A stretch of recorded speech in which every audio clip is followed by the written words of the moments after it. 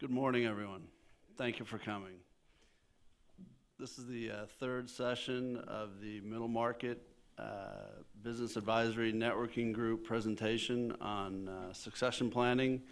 I'm today's moderator. My name is John McIntyre. I'm a CPA with Garrity & McIntyre. We're a very small CPA firm in Florham Park, New Jersey. And I'd like to welcome you and thank you for coming. The Middle Market Business Advisory Networking Group is comprised of a select and exclusive group of like-minded professionals focused on supporting and advising middle market business owners, their families, and management teams throughout the life cycle of their business and their personal lives. The group's core members represent advisory firms, including investment bankers, attorneys, turnaround crisis management advisors, CPAs, and wealth management professionals. The mission of the Middle Market Business Advisory Networking Group is to educate and serve middle market business owners by providing collaborative advisory services and value-added solutions that address their needs throughout the business life cycle and beyond. As I said, today is the third session of our series. Previously, we covered succession planning overview and a middle market update and preparing for a business transition. Today, we're going to cover the execution and life after. In recapping the second session, Jeff Cates, I'm stealing from Jeff, basically said the business owner should ask themselves, where are they now? Okay, where would they like to be? How are you going to get there? And what are the next steps? Okay, if you can answer those four questions, I think in summary format, that capsules everything we've covered in these three sessions. Another thing that Ray Chase went over in the second session was the wealth and personal preparedness. Steve Pagano and Jason Navarino covered estate planning, plan early, plan often, and due diligence was covered by Jason and Jeanette Emmons as well. Again, plan early, be prepared. The first presenter today is David Jasmine. David is an investment banker with PCE Investment Bankers. He has 20 years of experience in mergers and acquisitions. He's a partner at PCE, and he's certified in Series 7, Series 24, Series 79 licenses. And with that, I'm going to turn it over to David Jasmine. Perfect. Great. Great to be here today. Good to see so many folks, and appreciate your participation. So I've been asked to let's see, let me get the changer from you. Thank you. So I've been asked to cover making the deal happen. And there's a great looking picture there.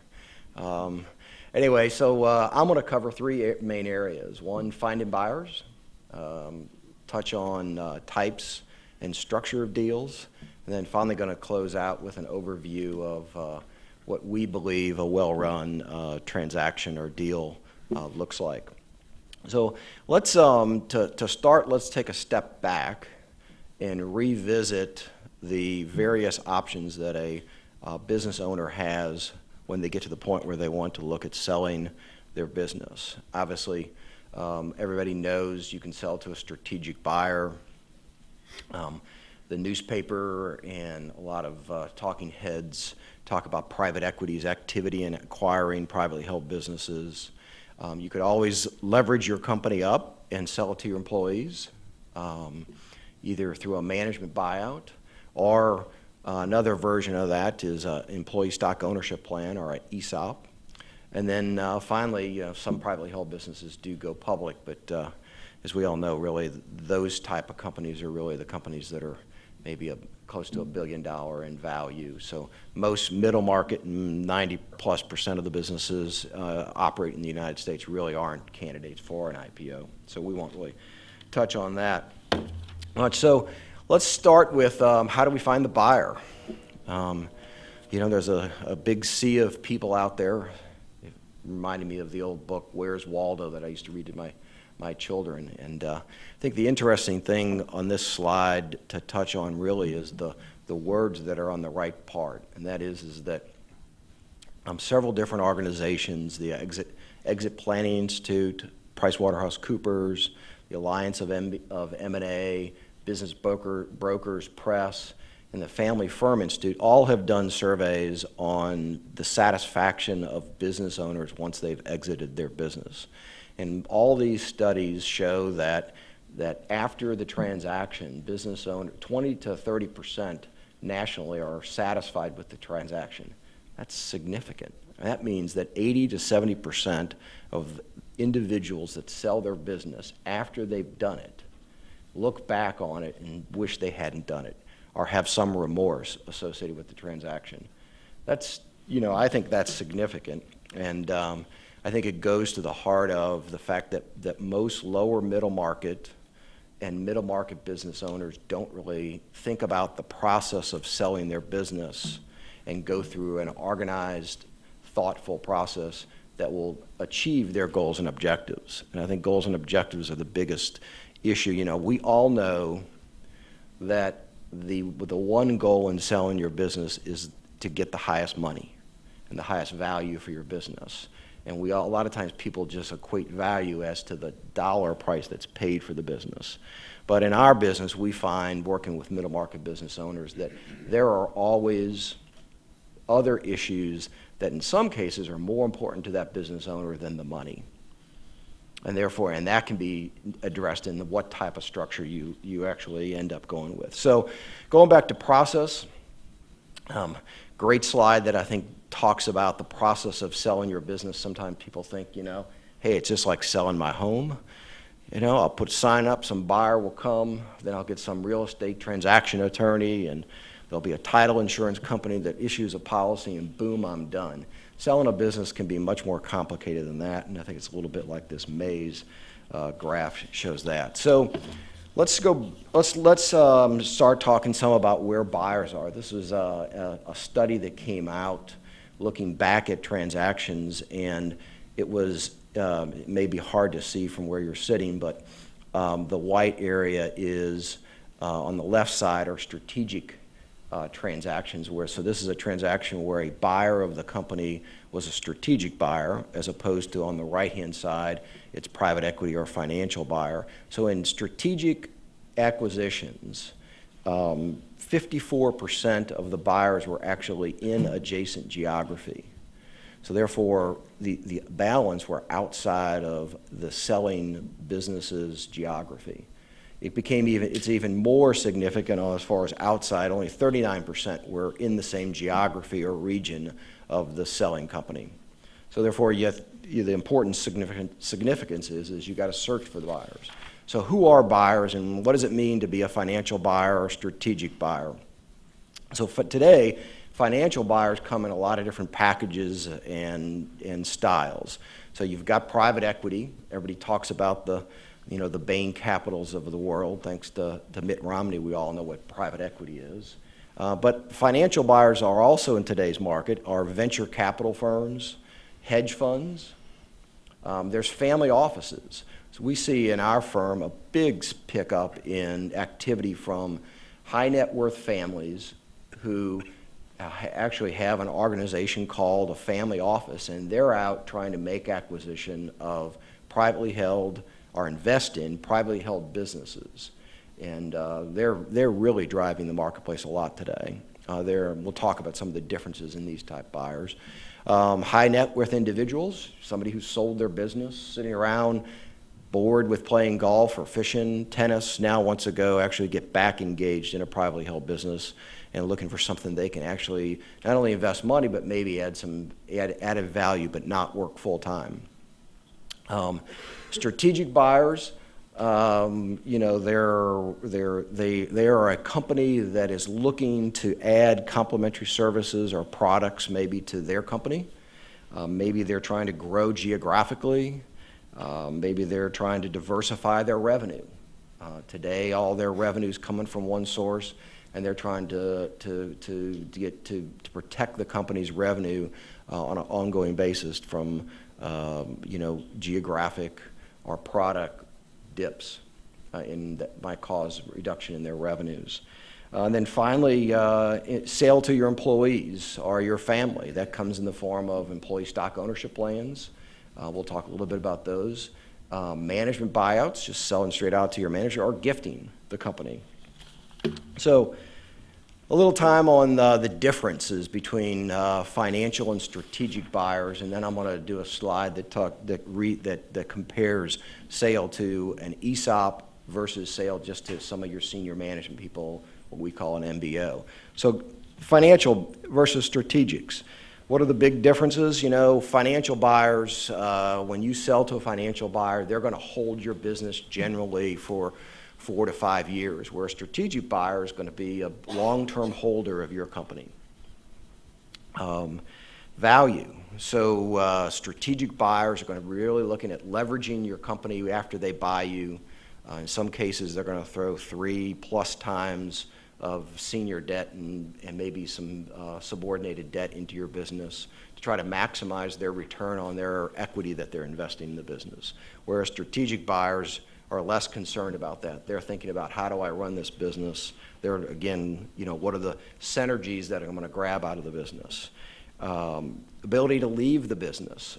Private equity, financial buyers are going to generally require the seller of the business to stay engaged in running and working in the business on a regular, routine basis, whereas strategic buyers many times allow the business owner to exit the business and go fish or golf. I'm not a golfer, so I always talk fishing. All right. Transaction structure. So in both cases, and we're going to talk some about, you know, I think one of our speakers are going to talk about the structure of a deal.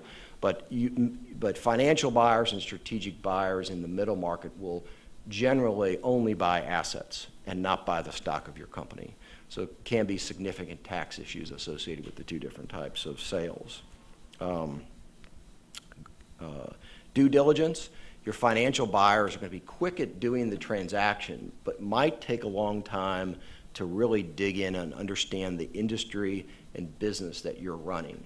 As compared to a strategic buyer, maybe they don't do a lot of transactions. I have a client right now that is selling to a strategic buyer, and it's become obvious to us that this strategic buyer doesn't do a lot of transactions. And we've gotten to the table many times and said, no, you can't do that. And we've had big struggles because they're asking for things that are just unreasonable. Don't do transactions on a regular basis. As compared to financial, you know, buyers, they're doing transactions 2, 3, 4 transactions a year. So the process of buying the business may be a little more challenging depending upon the professionals that the buyer brings to the table to advise them. Now, they'll know your business, and they won't spend a lot of time in trying to understand what it is you do.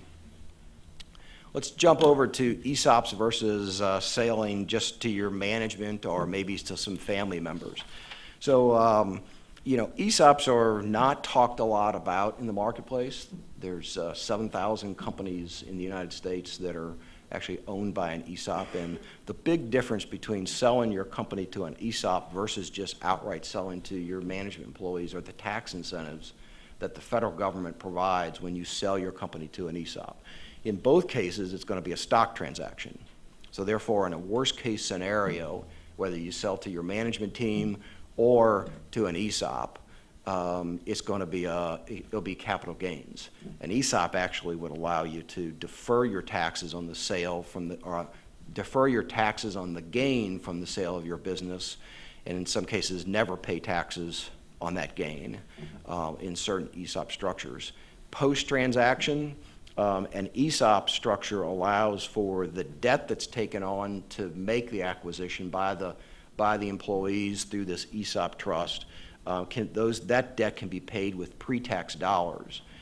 MBO will have to be paid with after-tax dollars.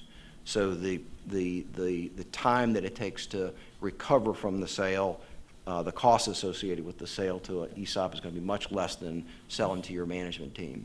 It also, the ESOP, will provide a unique opportunity because of the structure and the leverage you put into the company to perhaps do a partial sale and then gift shares to family members or to senior management that you're trying to push equity to in a very efficient way.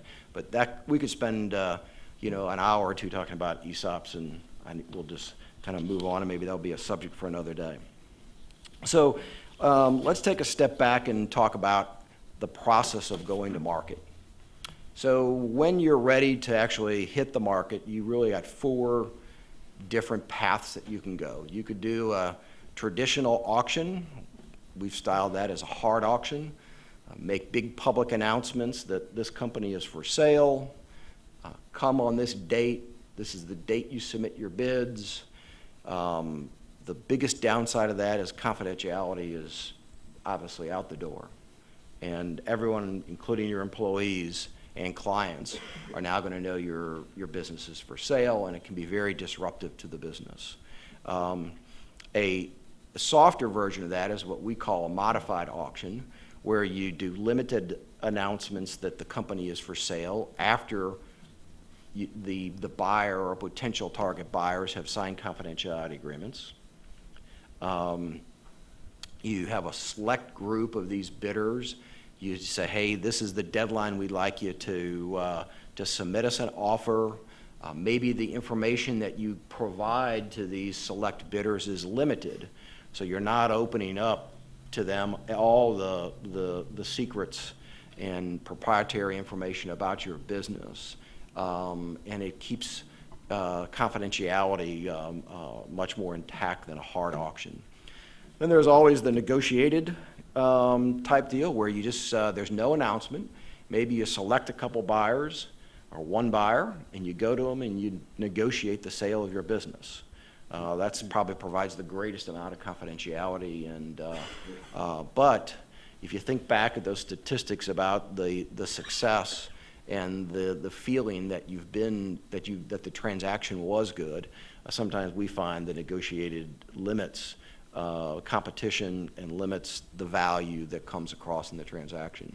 And then finally, one that we see a lot of, and candidly, you know, you talked about how I've been doing this for 20 years, investment banking work for 20 years. About 23 years ago to now, I was in another business. I owned an insurance company, and one day somebody called and said, hey, we'd like to have lunch with you and talk about doing a strategic partnership and align our companies together to do some work. We finished the lunch, and the guy said, here's how I envision structuring this alliance. I'm sitting here with cash in my pocket, and you got stock certificates, and I'm going to trade.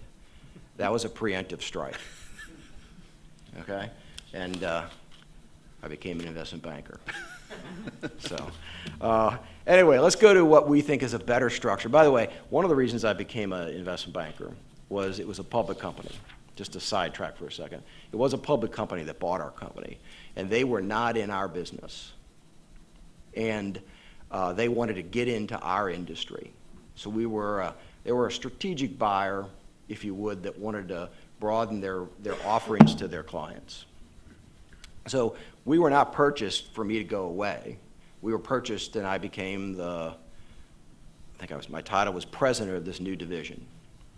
And I sat at a boardroom table, a little bit like this, and then I got on the other side of the table after I signed the documents, running this new division for them. And the CEO and the senior management said, we want you to grow and grow through acquisitions. Here's our investment bankers. Go do acquisitions. And we did 5, 6 actually acquisitions in 7 months of competitors that I had in the marketplace that I knew in different geographies, and went from like 400 employees to 1,200. And the course of doing acquisitions, I actually learned what investment bankers did, and I also learned public company math, which led me to the conclusion that I actually probably could have gotten a couple more nickels out of his pocket that I didn't appreciate I could. And the whole exercise of doing acquisitions with an investment banker, by the way, at one point I was sent home. I used to tell people that I was terminated with no good cause, and my wife used to always say he was fired. And so after years of therapy, I now say I was fired. And I went home, and a friend of mine was thinking about starting the firm that I'm now part of, because he saw his vision was to provide the professional investment banking type services that the big guys on Wall Street like UBS provide to the bulge bracket companies, but to really focus on medium-sized businesses. And that was the genesis and birth of PC Investment Bankers years ago. And where we really were going was interjecting and moving to, this talks about structure of deals. I want to jump over to, I'll go to the process in a second, but recapping types of structures, and I think you're going to go over that in much detail. So, third parties, as I said, are generally asset buyers, ESOPs, MBOs, stock deals. Strategic buyers will, in fact, provide you the most cash of any transaction that you can take and put in your pocket and walk away on. So I'll just move on from types and structures and defer to you, Jason, on that next. So going back to what we think is a thoughtful process that you should go through when you're looking at selling your business, we see it as in two steps. There's pre-market. Before you pick up the phone and talk to any buyers, we think the most important stage is that pre-market stage, and then there's the market and close stage. So let's get deeper into both those steps of what's involved. So the pre-market stage will take you a good, good 4 to 6 weeks. This is where you protect your backside. The most important thing you do in this stage is collect information about your business.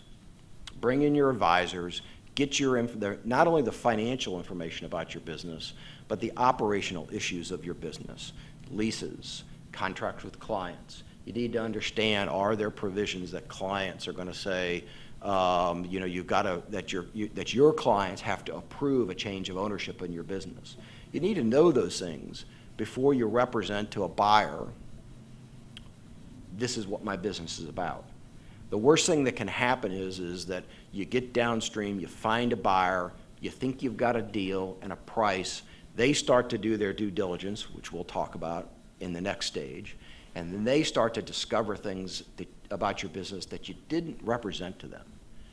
Now you've started looking at Boat Trader, your wife's been looking at condos at the beach or the mountains, okay? And now they start to dial the price back. Your employees know about it, and you're stuck.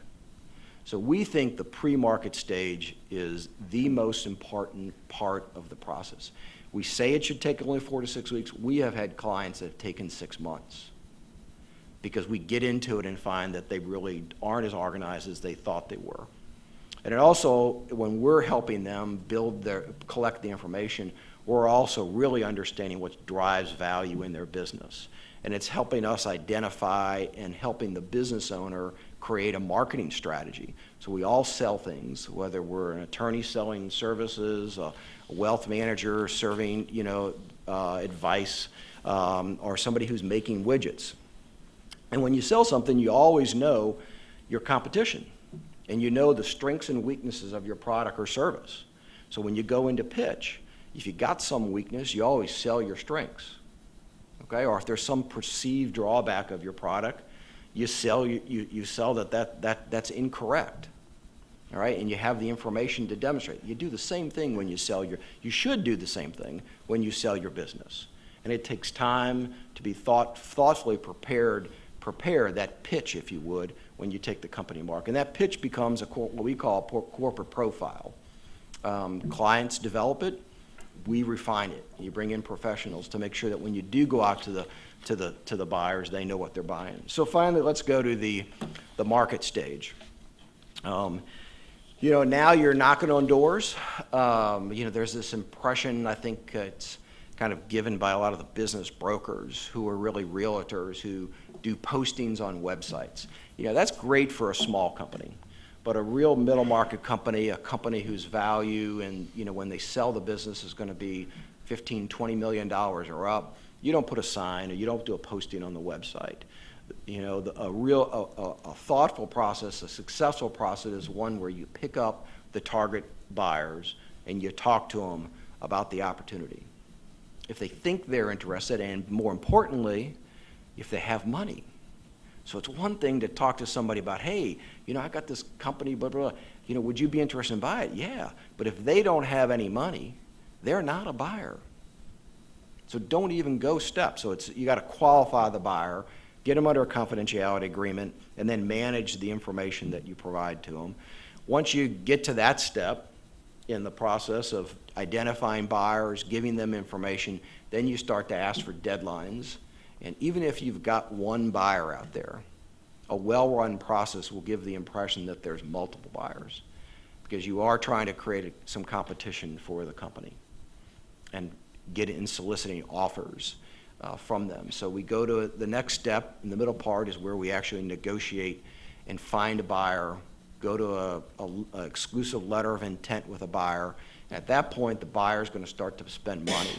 They're going to hire a CPA firm like Witham, perhaps, to come in and do what we call a quality of earnings review and determine, are your financials in fact what you've represented to us? They're going to hire attorneys to dig in to your contracts to determine, do they need to get signatures approved? This is what I called earlier about that due diligence. And then we move to, at this point, the attorneys start drafting purchase agreements. And you're going back and forth with terms and conditions associated with the purchase agreement. There could be employment agreements, non-compete agreements. Those are all key things, all headed towards a closing, which that whole process of the marketing stage will take a minimum of 4 months, sometimes much longer. So to recap, I know for those of you here, you may not be able to read this slide because it's kind of far off, but a well-run process, we think it's important that you really understand before you get into the process what the business is, how it operates, build in realistic price expectations. I think in that early stage, what you don't want to do is go to market thinking that your company is worth $100. Okay, when in reality, it's really only worth $60. And if the business owner knew all they were going to get was $60, they wouldn't go forward. Don't go forward. Stop and go back and rebuild your business. So understanding what the value is you're going to get, I think, is early on in the process is important. We talked about the marketing strategy. The right marketing strategy to market your business is important. Communication of the materials, the quality of those materials, the organization, coordination. You want to be organized. Another real reason why you want to get organized before you go to market is that when you do end up signing an exclusive letter of intent with a buyer, you want that buyer to go through their due diligence with greater confidence than when they sign the letter of intent. So therefore, due diligence is confirmatory, not exploratory, is what we think is more important, because that continues to provide a confidence from the buyer to go forward with his acquisition and not start to try to renegotiate the pricing or the terms downward in their due diligence. That gets you the maximum value, and then and also the structure. So I think the next section we're going to turn over to Jason, right? And Jason, you're going to talk about the lawyer's role. John, were you going to say anything? The only thing is thank you very much. Excellent advice. And what have you seen over the last 6 to 12 months in the market? Are you seeing a lot of ESOP transactions or anything industry specific, more strategic, more financial buyers? What do you see? Yeah, so really the last, I'll say, 24 months have never been more active. So there is so much capital in the market today looking for, and that capital is in multiple buckets. You have a lot of corporations have significant cash on their balance sheet, plus their lenders, their banks, their senior lenders are saying, hey, I want to lend you more money. And rates have been really low. Right. So it's really even, so you have the corporate America or strategic buyers flush with a lot of cash looking to execute and grow. Then you have private equity. There's something like $5 trillion of private equity type capital, family offices, private equity, hedge funds that are looking to invest that money in privately held businesses, not necessarily public companies. And that money is driving the marketplace. And then if you want to sell to your employees, either through an ESOP or just sell to your management, I mentioned earlier, senior lenders, banks are flush with cash. They're trying to lend money. Then we also have what we call mezzanine or sub-debt lenders in the marketplace that are really financial buyers or investors, and they're trying to provide junior debt to fund transactions. So in our firm, we've been very active in the last really 24 months in transactions, and it's a great time. And values are high. The market is flush with the stock market is at all-time highs, and those public company values actually push the value of privately held businesses up. So all that, of course. Now I will say that in like the last couple months, we do see some headwinds that are kind of on the horizon. The Fed keeps pushing interest rates up. Capital might get a little tighter. There's obviously a lot of volatility in the stock market. Look at what's happened in the last 30 days here in October with the public companies' stock values. Global uncertainty. You've got these tariffs that everybody's sitting around going, what's that really going to mean if the administration puts even higher tariffs on China and other countries? While it's been very robust, I will tell you that some of us sit around the table going, what is on the horizon, and is it going to slow down? Yeah, thank you, David. Thank you. Those Those are my answer thoughts. to a short question. No, that's perfect. Okay. That's perfect. But Great. with that, I'm going to turn it over to Jason Navarino. Jason is a tax and corporate transactional attorney with Riker Danzig. They're a national law firm in Morristown, New Jersey. And Jason's going to cover the attorney's role in the transaction. So, Jason? Thanks, John, and thanks, David, for the presentation so far. I spoke at the first part of this a few weeks ago, giving a broad overview of the process, and we've talked much more in detail about that in the last session and so far today. Now I'm going to get into the nitty-gritty of how the actual, how the sausage is actually made when you've got a deal. You found your buyer, you're going forward. The action, how do you get from the point where, okay, I've decided I'm doing a deal, I think I know what I want to do here, I've got a plan, I see the light at the end of the tunnel, how do I actually get there? How do we make this happen? Some of what I'm going to cover is going to be a little bit technical, but my goal here is not going to be a pop quiz at the end. It's just going to be try to give everyone a feeling of the terms, the things you hear, the concepts you need to understand to be prepared for as you get into this. When you get to this point in the process, you might have had a lawyer involved a little bit. Hopefully you had some estate planning to structure things optimally for you for a sale. Now the corporate lawyer is going to become your best friend. And, David said that 70 to 80% of business owners aren't satisfied with the process. I hope that's not because they have to deal with a lawyer so much at this point. Usually is. Usually. I'm used to that.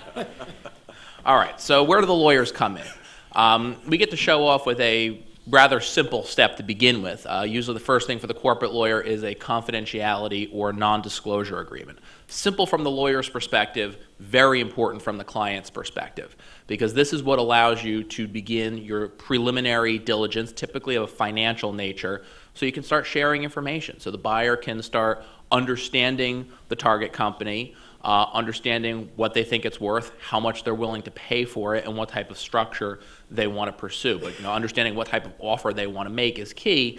And before they can do that, they need a little information. To get them information, you want the buyer covered by an NDA so that they're not going to steal your trade secrets or go blabbing about you on the street. So you get the NDA, the buyer does some preliminary diligence, and they come back to you with a proposal.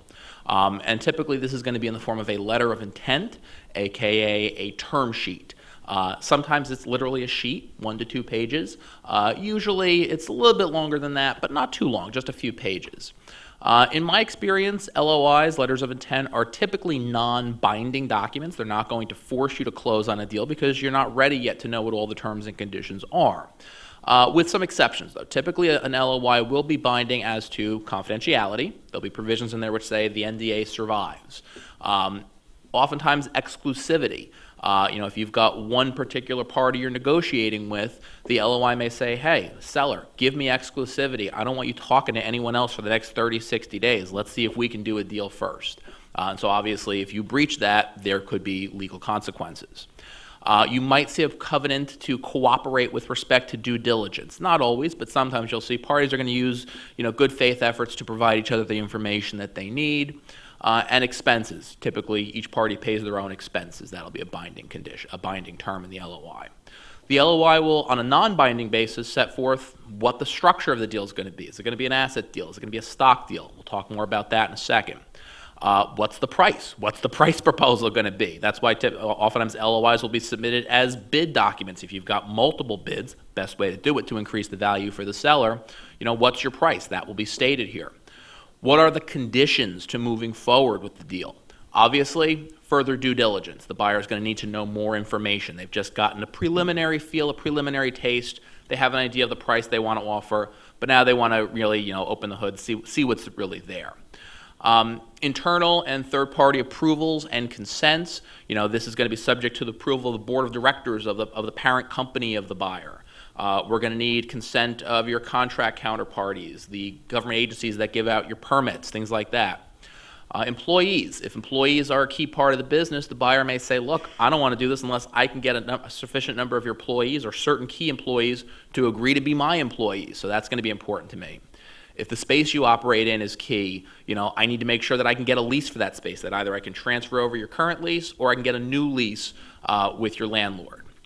Financing. If the buyer's got all cash, great. But oftentimes buyers are going to want to finance the deal, and they may say, hey, I'm going to condition this deal on my ability to get the financing. As a seller, of course, you try to resist that, but if you've only got one guy considering you and he needs financing, you may very well be stuck.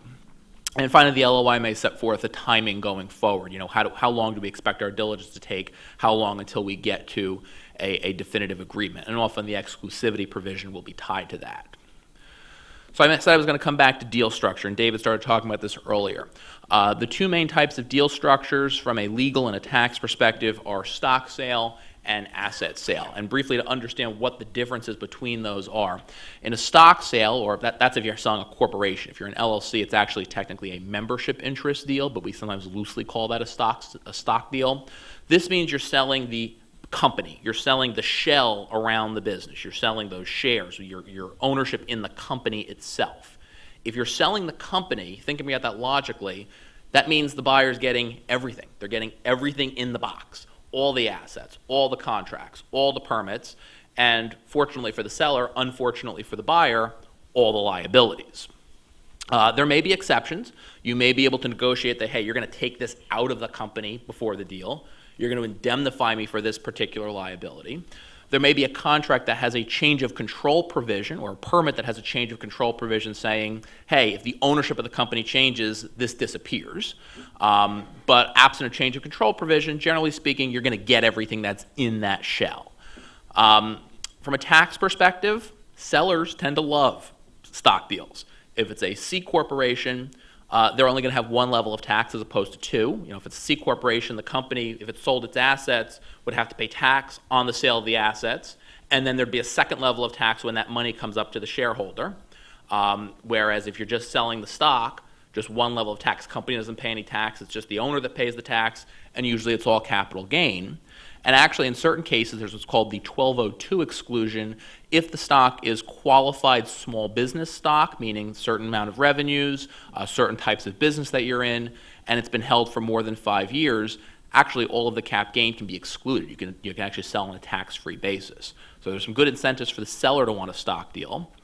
Typically, the buyer is in the opposite position. The buyer is usually going to want an asset deal, however, because in an asset deal, you get to step up the basis, meaning the seller may have taken depreciation deductions, depreciated everything in the business. Now, as an asset deal, you get a fair market value basis in all the assets. And you allocate your basis among all the assets, and typically the remainder of the purchase price, which is often a good chunk, gets allocated to goodwill.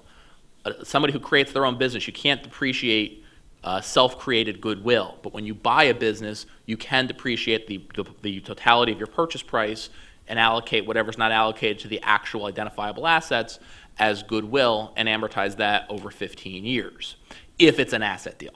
If it's a stock deal, you only get stock. Stock can't be depreciated, so you don't get stepped-up basis in the assets inside.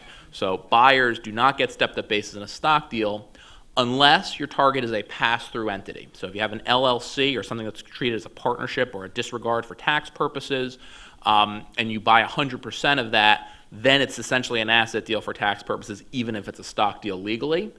And also, if you're buying an S corporation, something to consider is what's called a 338H10 election, which essentially is a joint election made by the buyer and the seller to treat a stock deal as an asset deal for tax purposes.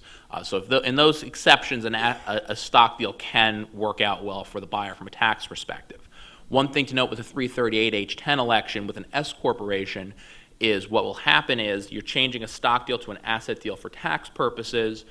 When that happens, the seller, still the same amount of gain, but instead of it all being capital gain because they're selling stock, now they're treated as selling assets. Some of it will be capital gain, some of it will be ordinary. So they may pay a little bit more tax on account of the ordinary income assets. And typically, if the seller is well advised, they'll tell the buyer, okay, I'll agree to make this election if you gross me up for the additional taxes. And oftentimes, even with the gross up, it's still worth it for the buyer to do that. Something else to keep in mind from a structural perspective is not just income taxes, but transfer taxes. Are there any other types of taxes that might apply? When you sell stock in some jurisdictions, there are stamp duties that are imposed on the stock. I'll use New Jersey and New York as an example. New Jersey, we don't have a stamp duty. Don't tell them in Trenton, they might get an idea. New York, there is a stamp tax. However, it is effectively a zero rate of tax. You're supposed to buy the stamps, and then you can get a 100% refund. A lot of people don't do that. Technically, if you don't make the refund claim, you could be held liable for the tax, but at the end of the day, it nets out to be zero. Real estate transfer taxes. If you're doing a stock deal, you're not actually conveying a deed. You're not actually transferring the real estate out of the company. But in some cases, if you've got real estate in the company, there can be an indirect real estate transfer tax. In New York, the realty transfer tax applies to direct and indirect changes. In New Jersey, it's a little bit more nuanced. The realty transfer tax does not apply on a stock deal, but if you have commercial property as opposed to industrial or residential property, and you sell more than 50% of an entity that owns it, you have a controlling interest transfer tax that applies instead. Asset deal, the opposite here. Here, everything's got to be negotiated. You're going to negotiate what's in, what's out. What assets am I acquiring? What assets are excluded from the deal? What liabilities is the buyer assuming? What liabilities are excluded? Everything's got to be figured, and the assumed liabilities, the buyer is going to indemnify the seller. Excluded liabilities, the seller is going to indemnify the buyer for those. Contracts, permits, everything has to be transferred. If it's not you might need consent to transfer, or it might just not be transferable by operation of law, in which case the buyer will have to get a new permit or a new contract, as the case may be. This is kind of the opposite of what we just talked about for tax purposes. If it's a C corporation, you're going to have that double tax, those two layers of tax, which is usually not desired. For the buyer, on the other hand, you'll get the stepped-up basis. You have to allocate your purchase price among the various assets you're buying. With tangible assets, the buyer may actually be eligible for bonus depreciation thanks to recent tax reform. Certain bonus depreciation for acquiring new assets has now been expanded to assets that you buy from somebody who's already been using them. And this reform has actually made asset deals even more attractive than they previously were. Intangible assets, typically that's goodwill, which I talked about, is amortizable over 15 years. Restrictive covenants are the same, but for the seller, any purchase price that's allocated to a non-compete provision or anything like that is an ordinary income asset that's going to be subject to a higher rate of tax. So that's going to be an issue for the buyer and seller to work out. Now, one thing that might alleviate the concerns, lessen the issues with the double taxation, is if the shareholder selling the business can say, hey, I know this is an asset deal, but actually the goodwill doesn't really belong to the company. The goodwill belongs to me. It's my customer relationships. The company doesn't own them. I could take them wherever I want tomorrow. If you can make that argument, there is some case law. It's a case called Martin Ice Cream, which suggests that in that case, you can say that the goodwill isn't an asset of the company, it's an asset of the seller, and thereby only have to pay one level of tax on the portion you allocate to the shareholder goodwill. It's a little risky. The IRS doesn't like this. It's not for everyone. Certainly, if the shareholder has a non-compete with the company, this is a no-go, because that means the company has the rights to that goodwill. But if there's no goodwill and you can make the argument with a straight face, that, look, the customer relationships belong to the shareholder and not the company, it's something to consider. Asset deals are certainly the only option in certain cases, including in a bankruptcy sale where the stock value is essentially wiped out and the only thing with the value are the assets. So in a bankruptcy transaction, you're typically only going to see asset deals. And again, transfer taxes, real estate transfer taxes here, you're obviously, if you have real estate, you're conveying title directly, you'll have those recording fees you have to pay.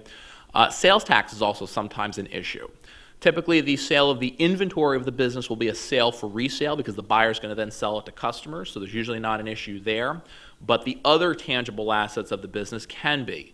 Again, using New Jersey and New York as examples, New Jersey, like many states, has a casual sale exception where if you're not in the business of selling these assets, you're not going to be subject to a sales tax. New York actually does not have a casual sale exception. So when you've got tangible non-real estate assets that you're selling in an M&A deal, in an asset transaction, you may very well be subject to New York sales tax. There are some structural strategies to try to get around that, to try to put the assets in an LLC so that now you're not selling a tangible asset, you're selling an intangible asset. Most times I bring that up, people say that's interesting, not worth the complexity, but it is something to consider. And just to throw out some other types of structures, usually it's stock versus asset, but just throw out my favorite titled one, the reverse triangular merger. Makes me sound really smart when I say that. It's an interesting transaction where you have the buyer entity drops a subsidiary, and then that subsidiary merges into the company you're looking to buy.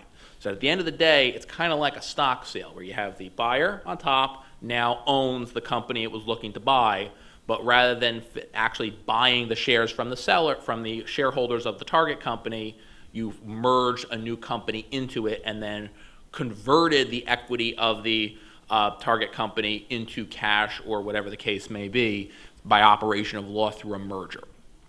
This is helpful where you can't get every shareholder to sign on to the deal. Obviously a majority is on board, but maybe there's a minority who dissents, or a minority who's just too hard to find everyone.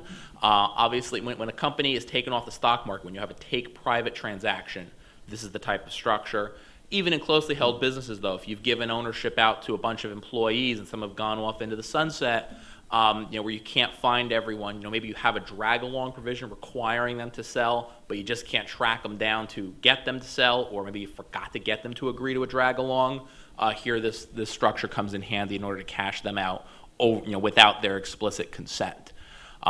Generally, it's treated as a stock sale for tax purposes because that's what it looks like at the end of the day, unless you're paying with the stock of the buyer as opposed to with cash. In that case, you may qualify for a 368 A2E reorganization, which would be tax-free to the extent you're not using cash. And there are other tax-free reorganizations as well. Contribution transactions or other types of transactions where typically instead of paying cash, you're paying with buyer equity or buyer's parent company equity. Oftentimes in those cases, it'll be tax-free for income tax purposes. You may still have certain other types of transfer tax, such as real estate transfer tax. So you figure out your structure, you get your LOI, you've got a preliminary deal, you're off to the races. Now we've got to really button this down. We have exclusivity, we want to finalize a deal, we want to get this to the finish line. Before you can do that, the buyer needs to know a lot more. The buyer knows at this point, all right, I understand your basic earnings, I understand your financial structure, I know what type of deal I want to do. Now I got to make sure this really works. I really want to understand the finances from an accounting standpoint, from a tax standpoint. I want to understand operationally, how am I going to run this business? And I want to make sure there's nothing hidden in the legal documents. This is where full-on due diligence comes in, and we'll talk more about that now. Thank you, Jason. Appreciate it.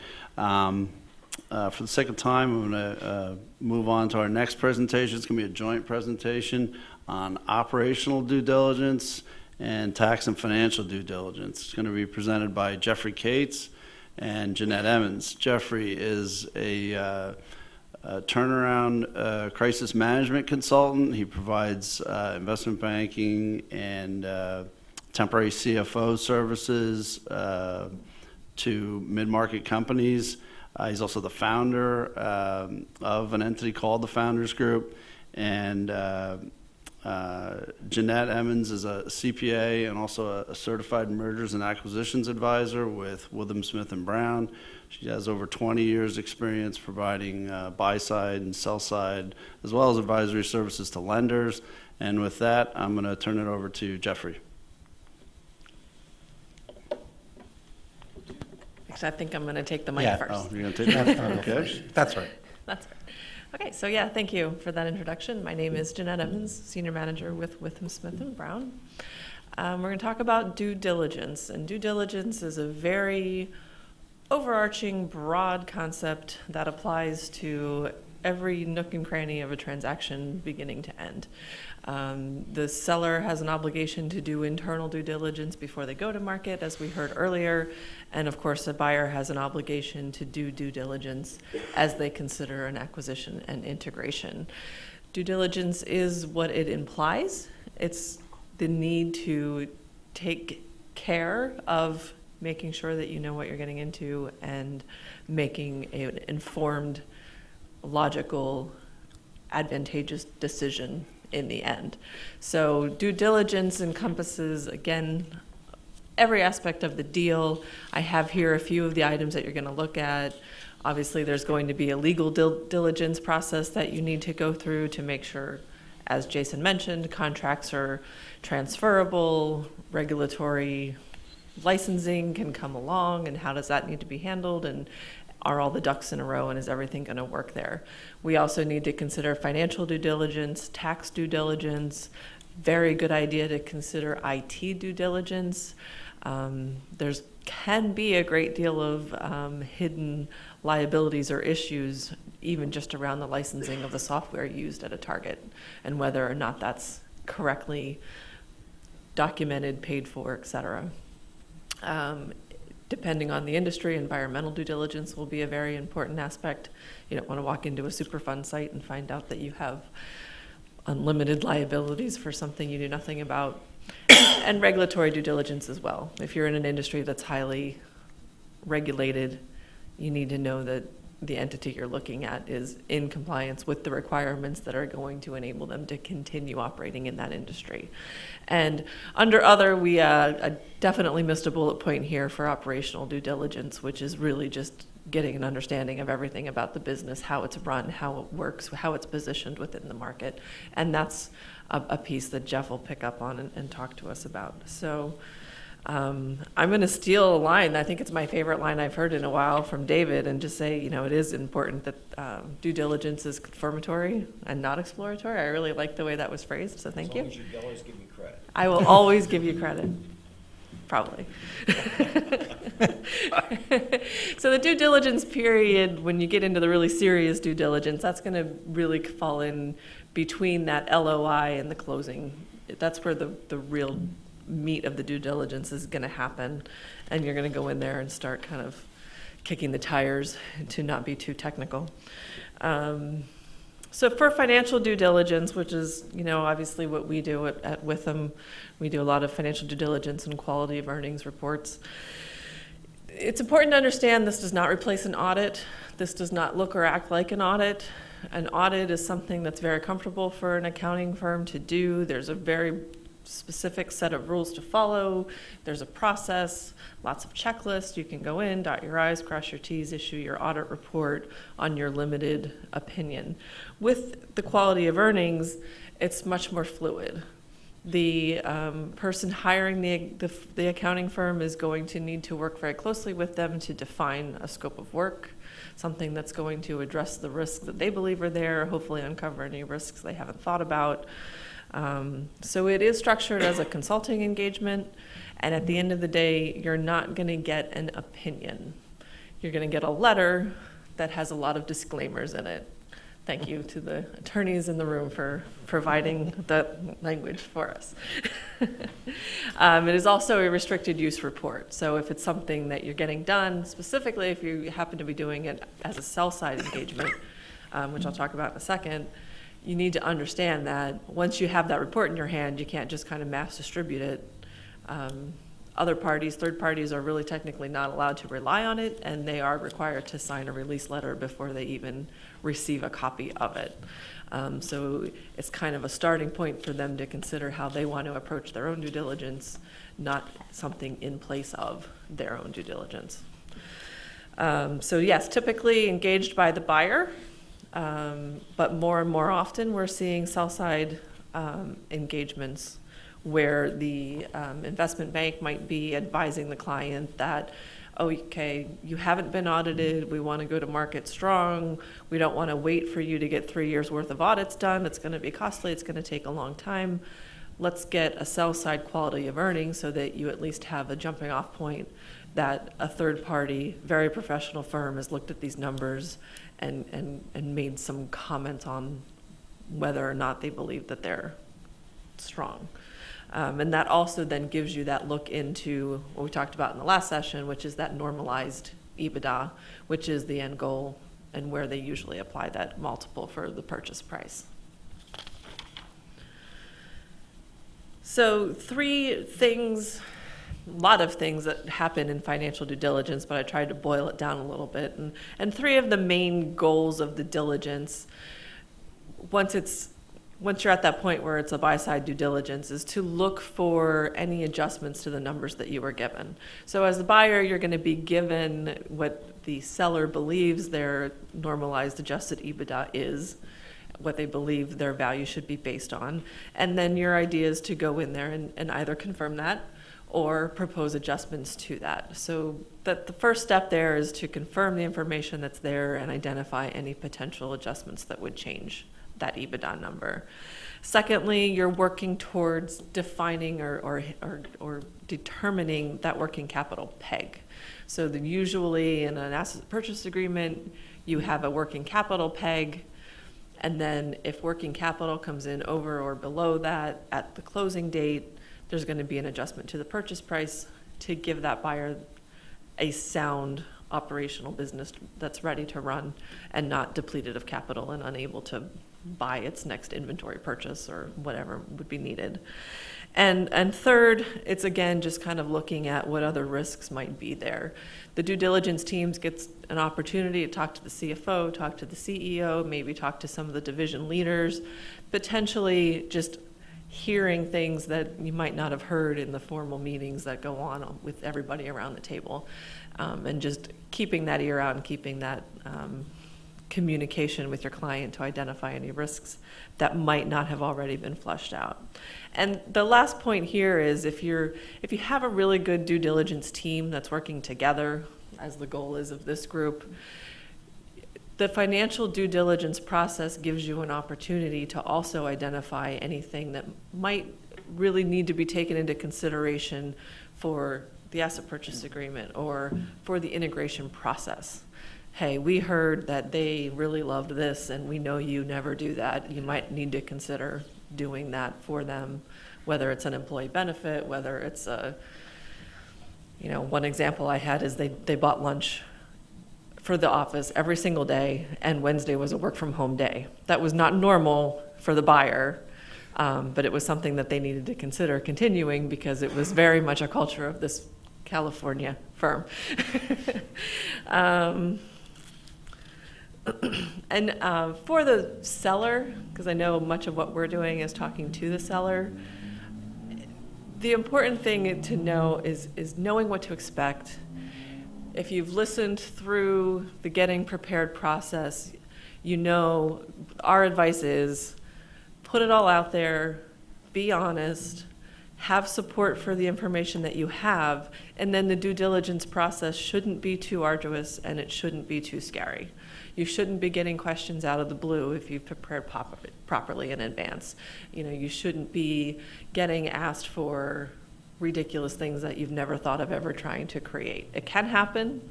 As David told us, sometimes your less sophisticated strategic buyers who don't do this every day might feel like they should be able to get absolutely everything. And then it's just a process of being helpful, being full disclosure, but hopefully having your professionals guide that process and just say, that's just beyond the scope of anything that we can reasonably do in this process. Alluded earlier to the scope of work that does need to be outlined and identified prior to starting a financial due diligence process. This is some of the bullets that are typically included. I know for us, we have kind of a standard scope of work that we start a conversation with, and then it gets tailored, of course, to the type of business, the industry the business is in, and the interest of our client. Whether or not they want a full scope, whether they want to pare it down a little, whether they have a particular area they want to look at. Generally speaking, we're not testing transactions, we're not pulling source documents, but if a client has a specific concern or interest, that can certainly be added to the scope of work. Generally speaking, you can read through the bullets here. I don't necessarily need to walk through every single one of them. The most important part of the due diligence process, or at least the most telling part, is that half a day to full day sit down interview with the management team, whether it's the owner, whether it's whoever's running the business. It's just an opportunity to have a free-flowing discussion and really uncover a lot of information about what's happening in the business. That's not always easy to glean just from documents in a data room. But we do, however, get that 3 to 5 years of history, look at trends, look at receivables, look at inventory, see how things are aging, understand how they're setting up their allowances, recalculating EBITDA, potentially identifying adjustments to EBITDA. Just had one this week where they had a $250,000 reversal of a bad debt, i.e. they picked up $250,000 of income by reversing their allowance for doubtful accounts. They want us to apply a 6.5 times multiple to their $250,000 reversal of an allowance. So that's going to be an adjustment to EBITDA and a discussion point, no doubt, as we get down the road. Already talked about working capital. We're going to look a lot at revenue and revenue streams and sustainability of revenue. Jeff will talk about getting that set up more on the operational side, but from the financial diligence side, we're just looking for trends. My favorite thing is to get monthly data on sales from customers and bridge the sales and find out, are our major clients still spending money with us, or have they stopped or slowed down? Because if they're slowing down, that doesn't bode well for me in the future. And that's a big, big concern, especially in these small businesses where you frequently will see a concentration of revenues.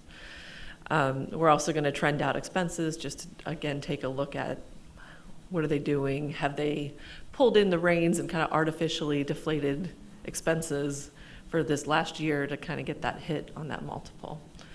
We're going to take a look at certain parts of the contracts in the financial due diligence. Generally, we leave a lot of that to the attorneys, but there are certain things from the financial standpoint that you're looking for as far as potential future liabilities.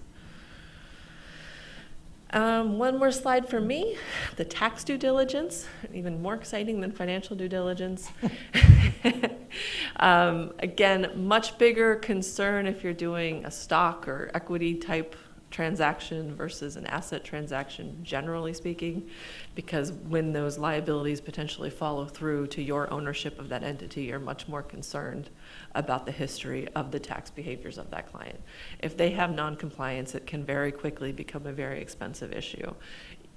There's the cost of paying the accountants to try to help fix the past. There's the cost of penalties, interest, unpaid taxes, so on and so forth. And it's not uncommon to find tax non-compliance.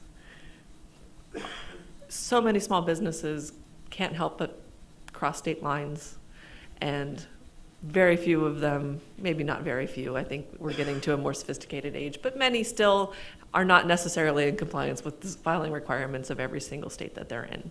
And now we just had the Wayfair decision where small businesses are going to have to potentially pay sales tax in every single state they look at.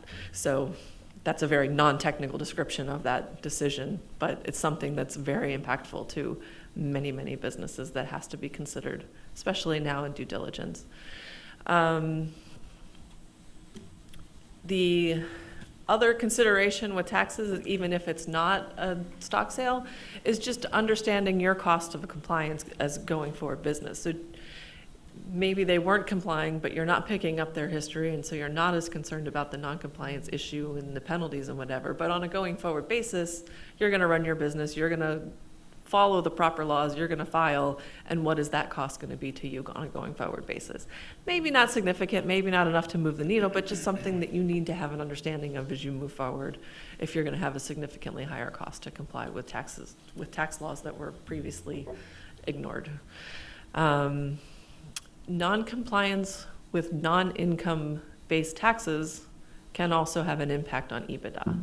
So if you have franchise taxes or taxes that are not based on net income, then they would be part of your operational expenses. They would be dropping to the bottom line.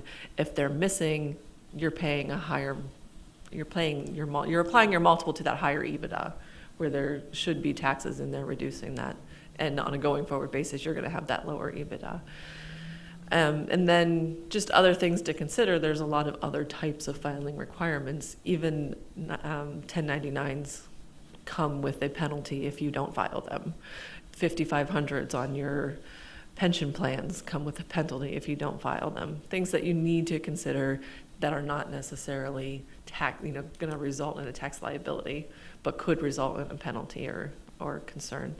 And finally, more and more often, we're actually in the middle market finding companies that are operating internationally or owned by a foreign entity or have foreign subsidiaries, in which case the transfer pricing becomes a significant issue. And I think it's fair to say if multi-state taxation is so-so with compliance, this transfer pricing concept is probably pretty low in compliance with that middle-sized company. They aren't really aware of or haven't really considered the implications of not having this in place. And the penalties are very stiff. If you haven't done a transfer pricing study to kind of prove out that you're properly pricing transactions between countries, it can be significant, and it can be very costly even to try to get that study done and find out where you really stand.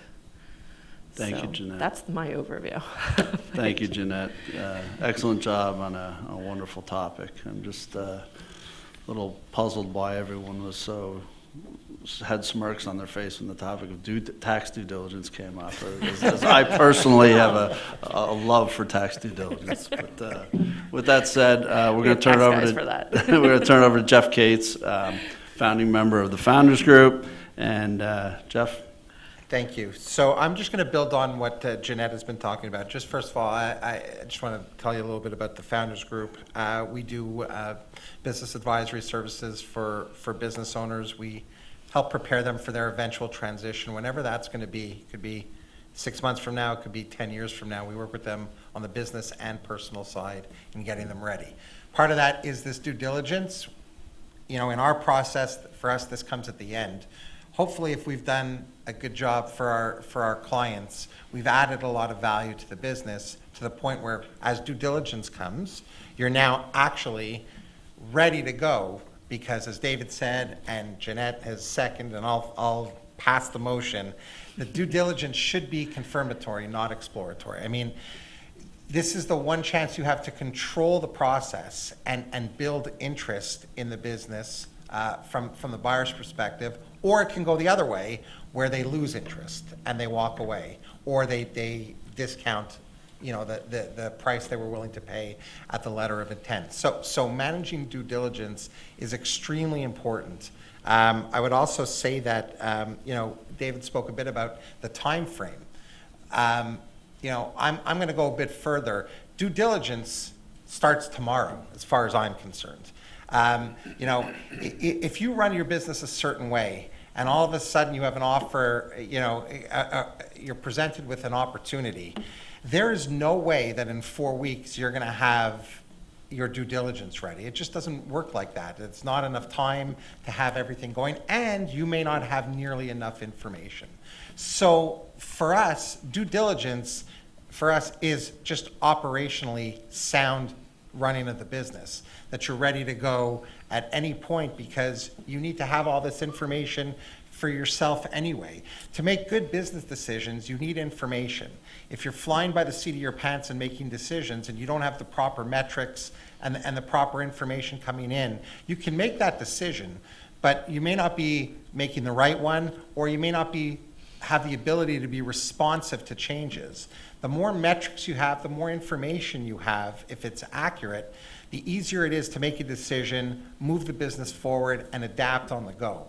So it really does tie into the point of where we're at due diligence as part of the deal. I just want to go over the slide briefly. It's more than just a financial due diligence. It's how are you running the company? And that includes sales, marketing, your management team, IT, your infrastructure. If you're a manufacturing business, your manufacturing process, your quoting process, cash flow management, quality control.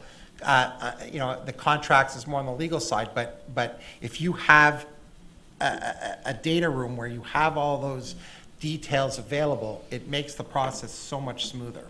Culture, your relationships with customers and vendors, and your bankers. All this is very important to a buyer, especially a strategic buyer, as they're looking to either buy the company, whether it's an asset or a stock purchase.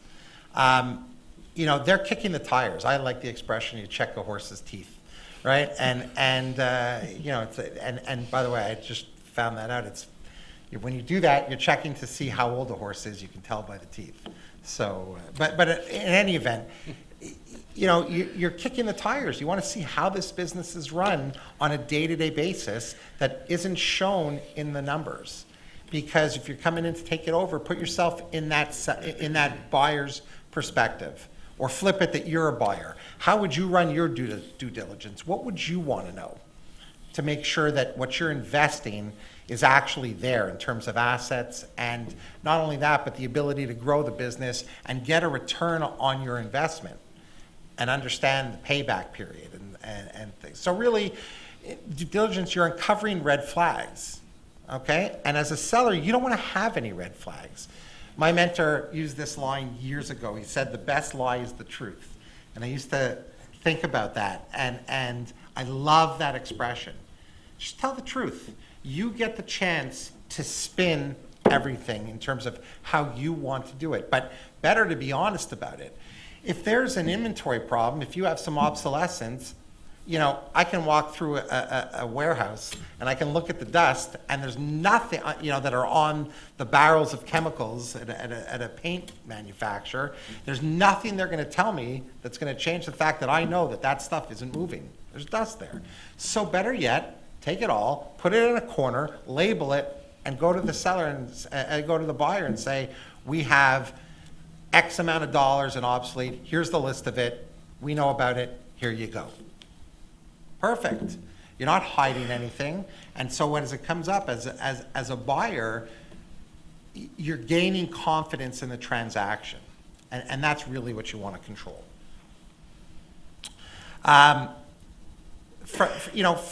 an operational due diligence perspective, what's involved is that you're organized, that you're responsive to requests from a buyer, that you can provide that in a timely basis and that it's accurate. You want to be honest and transparent. That I have that in bold because it's so important, and it does add value in terms of the transaction. You want to get that buyer excited to buy your business, not the other way around. And due diligence is really one of those last opportunities, first and last opportunities, to generate that excitement that, hey, look at what we found here. We've got a company that's really well run, and it is what they say, and they really have vision, they have projections, they have everything that they need to make this transaction a go for us. And that's what you want out of this process. Some of the details. You're going to need a war room, and you're going to need somebody to manage that and manage the information. In today's world, most of the information is transferred electronically. So think of the computer as a filing cabinet for a war room. It should be really well labeled, well maintained from a document perspective, easy to find, easy to transfer, and easy to control versions of what's being sent. Because you could send multiple versions of the same thing, let's say week 1, week 2, week 3. There should be a proper system in place to make sure that information is well maintained, documented, and that confidentiality is also being maintained, because as it's been spoken about today, that's also very important. So I'm going to give you a couple of war stories as opposed to going through the slide. About 10 years ago, I was CFO of a pharmaceutical company. and they were in a turnaround situation, and we were actually forced to sell the company by the bankers because of the situation. And as it so happened, we had 3 different potential buyers, and the owner, through the bank's nudging, went with one buyer, and they came in to do due diligence, and I was running it on the sell side, and they put people in, looking at the machines, looking at the bills of material, the recipes, which was very proprietary. They were looking at the financials, and they put somebody in that basically was like an employee to the company. They had a desk at our office, and they were there for 3 months. About 11 weeks in, I called the bankers, and I said, I'm kicking them out. Like, what are we doing here? They've gone nowhere. They had more than enough time to confirm their offer and do what they need to. They're stringing us along. And the banker was really nervous. And I said, I'm parachuting somebody else in. They don't need 3 months to do this transaction. They've sold public companies in 30 days. They don't need 90 days to do a due diligence. Threw them out and brought in another company, and we did the deal in 21 days. Because we had all the information ready to go, and it was there. And it made it easy for them to do their due diligence. They were furious, the other company, but make a decision. You're not there to be artwork on the walls. I mean, due diligence process, you get to control it as a seller. I've seen due diligences where, a buyer will ask for 9 different ways to skin a cat. As an example, you have your sales numbers and your figures, you have your customers, you have your products. Okay, there's a bunch of different ways to look at that information. You can look at gross margin by SKU, a stock keeping unit. You can look at sales by customer over the last 6 months, 9 months, trailing numbers, all kinds of trends. If that information is presented up front in an organized manner, their natural reaction is, these guys, A, are on top of things and understand their business, B, have the systems in place to produce that information. That's very exciting for a buyer, as opposed to if they make a request and it takes a week and you don't have that information, you can't get it, that's when value starts to deteriorate. So there's a lot of different things that need to be done in advance to make that due diligence go very smoothly. And you mentioned, leases and understanding all that. That's all part of operations as well. Having that at your fingertips, ready to go as part of the war room, makes due diligence go very smoothly. I'm going to talk about buy-side due diligence for a second. Okay, so if you were acquiring the company, what would you do? Buying a house, right? Other than the TV shows, very few people buy a house sight unseen and do a flip, right? You walk into a house, you want to go see as much as you can and understand everything that's going on in that house. If you go in the basement and you see a water line halfway up, there was a flood. You need to investigate that and understand not only was there a flood, but why. Every time it rains 3 inches, is your basement going to flood? Do you want to buy that house? Water pressure, like all these different things. It's the same with a business. You really want to get into the nitty-gritty, and if you were on the buy side and you were putting up $20 million, you'd really want to understand what it was you were buying. So now you're on the sell side, you have to understand that the buyer is going to want to do that, and they have the right to do that. So much easier to provide all that information and take their questions out of the equation. Oh, you didn't even think of this? Well, this is how we run our business. So it's really can be very, very powerful, right? They want to understand what their ROI is, what their payback period is, what their cost of capital is, right? So having all that information for them on an operational perspective makes it much easier at the time of, as Jason will say, as the deal is being put together. Be prepared. Okay, have it ready to go. These are the key takeaways. I have it ready to go. Make sure it's well documented, and you have it in one location, and that there is a specific role for somebody to manage that. All right, it's not easy to run your business and run a due diligence and a sale. You can't do it. You have to leave it to the experts, or at least have a dedicated employee in the company who's capable of managing that across all departments. Control the process. If you control the process, you're controlling confidentiality, You're controlling the timing, you're controlling what they're seeing, what they need, and you're moving that due diligence along so as to make it much less painful when it comes time to structuring the deal finally and looking at deductions from the LOI. Be responsive to information requests. If you don't have it, it's okay to say, we don't have it. We have never run our business like that. We haven't thought to run our business like that, but we can get you this, this, or this, all right? Or if you have it, you hand it off to them within 24 hours. Being responsive is, I can't begin to tell you how much value that creates, because they get that comfort level of, I want to buy this business. You get them excited. Now, most importantly, and I have this at the bottom, run your business like this. Okay, run it like as if you were planning for due diligence. You'll increase the value of the business in advance of any transition. Don't expect that 4 weeks before the deal is going to be done, that all of a sudden due diligence is going to work. Even David mentioned, you go back 6 months. I say go back 3 years, 5 years. Run your business. Have an understanding of all components of the business that affect that, because the buyer will. We talked about all that money that's still in the market, right? All those statistics showing about the trillions of dollars and all that capital that's available. And yet, 70% of businesses forget that they're not happy. They don't even sell. A lot of middle market businesses don't sell. Why is that? Well, with that cash, people are picky. They get to be picky now about who they want to invest in. That's people and the companies. So the companies that stand out are the ones that are well prepared and organized and can do that. So, in that instance, you're better off being prepared, because these buyers will be looking at this stuff. So that's where I'm going to end off here, I think, and send it back to you. Okay, thank you.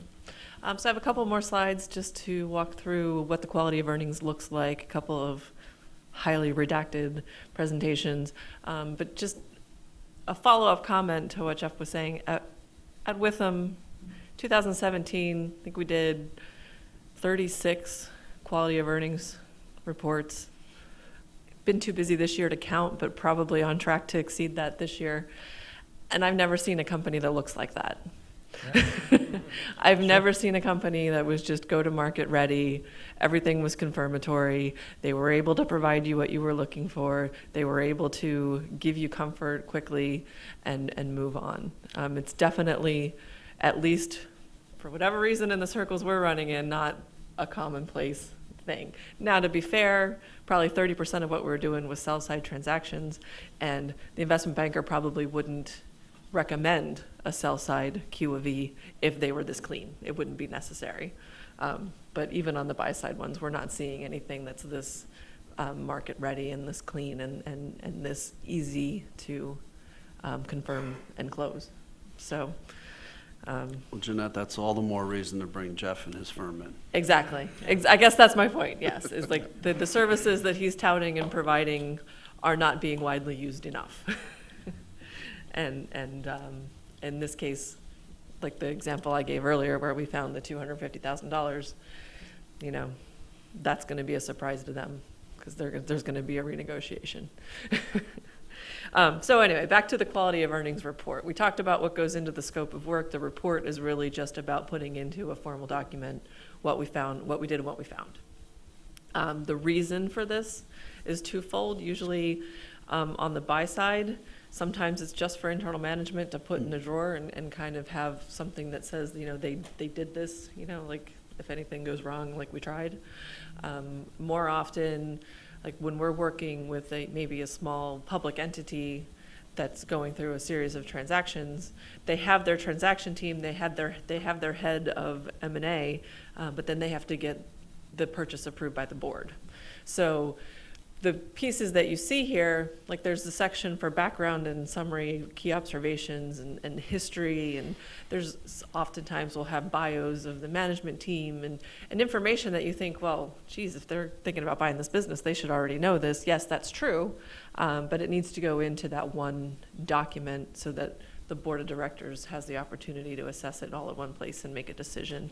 It's also very frequently used to send to the lenders.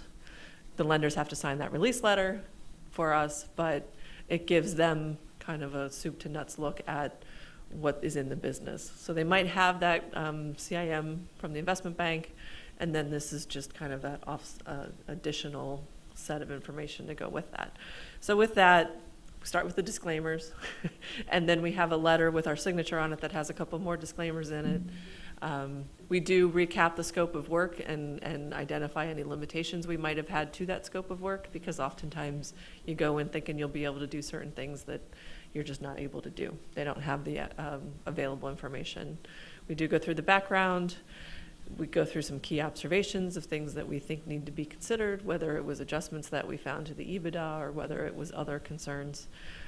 We do present a history of the earnings, the balance sheets, the working capital calculation, and of course that quality of earnings calculation that comes down to the net income. So we might have a section with key performance indicators like this that just kind of highlights some of the operational outputs of the business. We might, here's the statement of income. You'll see that there's two presentations. The first presentation would be the unadjusted, and then over to the right would be reflecting any adjustments that were identified. This happened to be a sell-side transaction, so we wanted to bridge that presentation. And then a quality of earnings, usually going to start with your net income, take out your typical EBITDA adjustments, and then take out your normalization adjustments. Some of them may have been identified by management and included in here, and then you might have a section for due diligence adjustments. In some cases, you'll also have, more often on the buy side, pro forma adjustments on the bottom of that to really show how we expect the business to run in the future, to hopefully convince the bank that the leverage ratio is maybe something a little different than what the historical run rate is. We also always include an other EBITDA considerations section, something that maybe didn't result in an actual adjustment to EBITDA, but is something that you might want to consider. Sometimes it's, I'm trying to think of a good example. I don't know, a new accounting standard that's going to come into play in the next year. It's not going to be as historically reflected, but could affect operational results in the future, or at least the presentation of them, something like that. Working capital, I think we've said it before, it sounds like such a simple concept. It is by far not a simple concept in these transactions, and needs to be carefully defined with the accounting team and in the purchase agreement and at the end at the closing. And I just want to piggyback on one thing with regards to that I should have mentioned in mine is, as Jason and David mentioned, a lot of these middle market deals are asset deals. And as such, cash often becomes one of those components that can be separated from the transaction. And so I've seen over the course of my career, a lot of business owners that think they're going to get through this system by building up cash through transaction, right? And they cannibalize their business at the expense of that because they're hoarding cash because they think, well, that's not going to be part of the transaction. Well, I'm here to say you have to run your business as is throughout this process, in advance of the due diligence, going out a year, and through due diligence. There's people on both sides. Nobody's stupid doing these investigations. And if you can get away with it, great. But 99% of the time, you're not going to get away with it, and it could kill the deal. So run your business as is throughout this process. Don't try and beat the system and look to build cash reserves and cannibalize the business and affect receivables and payables and play, because it'll come out in these working capital calculations and trends and just normal due diligence. Thank you, Jeff. And with that, we're going to turn it over to Jason Navarino for legal due diligence. Jason? Told you couldn't get away from the lawyer at this part of the deal. All right, so we go through due diligence, and where does that leave us? Oh, we still have more diligence to do. Sorry about that. See, there's always more diligence to do. We have to talk about legal diligence, but I'll be quick on this. What's the lawyer's role in due diligence? We're looking at the contracts and permits. We're looking at what's the term of them. Are they renewable? How long are they going to run? If all the contracts expire 2 weeks after closing, that's not going to be a problem. To force an app to close. Are they assignable? Can they be transferred as part of the deal? Do we need consent? Are they going to self-destruct in 10 seconds if once you do a deal, if they have a change of control provision? Are there liens on the assets? We're going to look at the land records. We're going to look at the UCC filings for the state to see if there are security interests out there. These are securing debts of the seller that we're going to say, hey, these debts need to be paid off at closing, or if we're assuming them, we're going to lower the purchase price dollar for dollar. Is there litigation out there, pending litigation, threatened litigation, that may become the buyer's problem? Are they going to be buying a lawsuit effectively if they go forward in the deal? Any other hidden liabilities that may be lurking behind closed doors? Specialty areas, this is where I've said in prior presentations, it's important to have lawyers that have the capacity within their firm to understand these various specialty areas. It's very rare that one lawyer can do this all. So while, as a corporate and tax lawyer, I'm looking at the issues that I just mentioned, I'm bringing in an employment lawyer and an employee benefits lawyer to deal with issues if there's employees in the company. There you want to look at employment contracts. Are they subject to a change of control provision? Are there non-competes and other restrictive covenants preventing these employees from running off and competing against me? Are there other promises out there, such as offer letters, that I should be aware of, where if I buy this company, I'm now going to be told the employee expects X and I had no idea? Obviously, is it a union shop or a non-union shop? That's going to make a big difference in valuation. Warrant Act is, especially if you have an asset deal, technically the employees are being laid off by the seller and rehired by the buyer. That's going to trigger certain notification requirements, and if people leave the company, they're entitled to certain payments. Who's going to give them the notice? Who's going to handle those payments? Again, what disputes are lurking? What benefits are people entitled to? Who are my key employees? How do I make them happy if that's important in the business? And are there any liabilities lurking in terms of exempt, non-exempt employees, wage and hour issues? Have I been paying everyone the right amount of wages, the right amount of overtime, things like that? If real estate is part of the deal, obviously I want to understand title, survey. I want to make sure there's a good title insurance policy there. I want to make sure I know what my transfer requirements are if I have to get a CO before I can transfer the property. Get a PZR report, determine if there's any zoning violations. Look at structural engineering issues. Again, leases, make sure the leases are good, make sure they're transferable or be able to get a new one. Tenant estoppel certificate's often an important part of this. Are there any contracts out there? If I'm planning a redevelopment, what kind of approvals am I going to need? And obviously, if there's any environmental issues, I'm going to want a phase 1 report to make sure that make sure I'm aware of what's out there, as a buyer, protect myself from historic issues.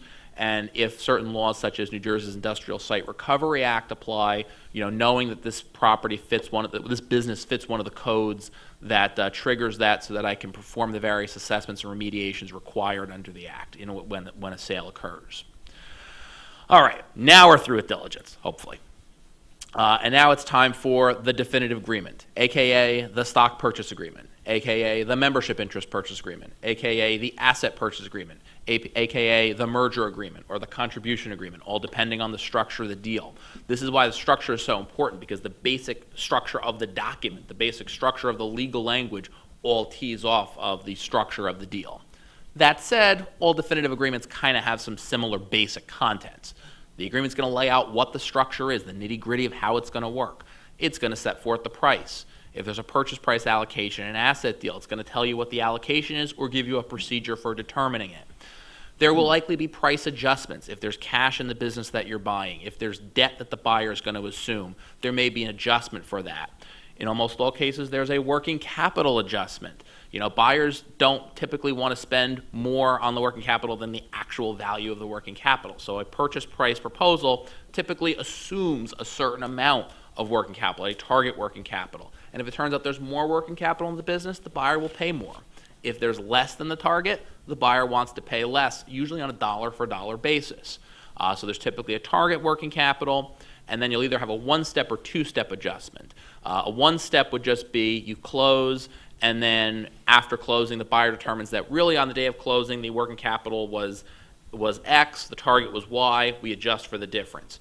Two-step adjustments, a little bit more complicated, but probably a little more common actually. Right before the closing, the seller estimates what the working capital is, you do one adjustment, and then after closing, you do a second adjustment. That way, the second adjustment is likely smaller. If there's concerns that the seller is going to run away with the cash, the buyer may ask that part of the purchase price be escrowed to protect, and he'll have money there for that purchase price adjustment. Earnouts, often a big part of the deal. Sometimes the buyer says, look, I think the value is this, but I'm not sure. I want to see how the business performs post-closing. So I'll give you X dollars up front and Y over time, depending on whether you hit certain performance targets after closing. Obviously, the agreement's going to have to specify the amount of the earnout, the timing, how we're going to calculate whether the targets are hit, what procedures we're going to use if we disagree as to whether the targets are hit. And if you're the seller, you're saying, all right, well, I want to make sure you're not going to run the business buyer in a way that's going to minimize short-term gain and maximize long-term gain, and thereby, great for you, buyer, but as a seller, you're depriving me of my earnout.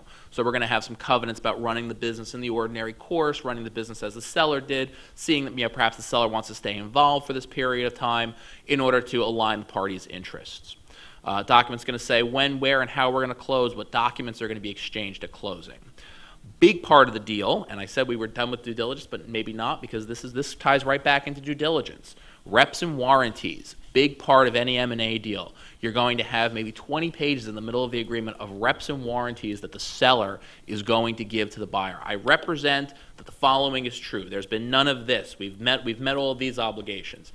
Except as set forth on a schedule. You're going to have disclosure schedules attached, which are going to be lists of states where you're registered, a list of permits, a list of contracts, exceptions to various things. There's no litigation except as set forth on a schedule. I list the various topics here. I'm not going to go through the whole list, but a lot of important things to be considered as part of the deal. Most of the reps come from the seller. There's usually a couple reps from the buyer just saying, I'm duly organized, I have the authority to do the deal, I have the financing to do the deal, I'm able to close the deal. Not usually a lot from the buyer. It's mostly from the seller.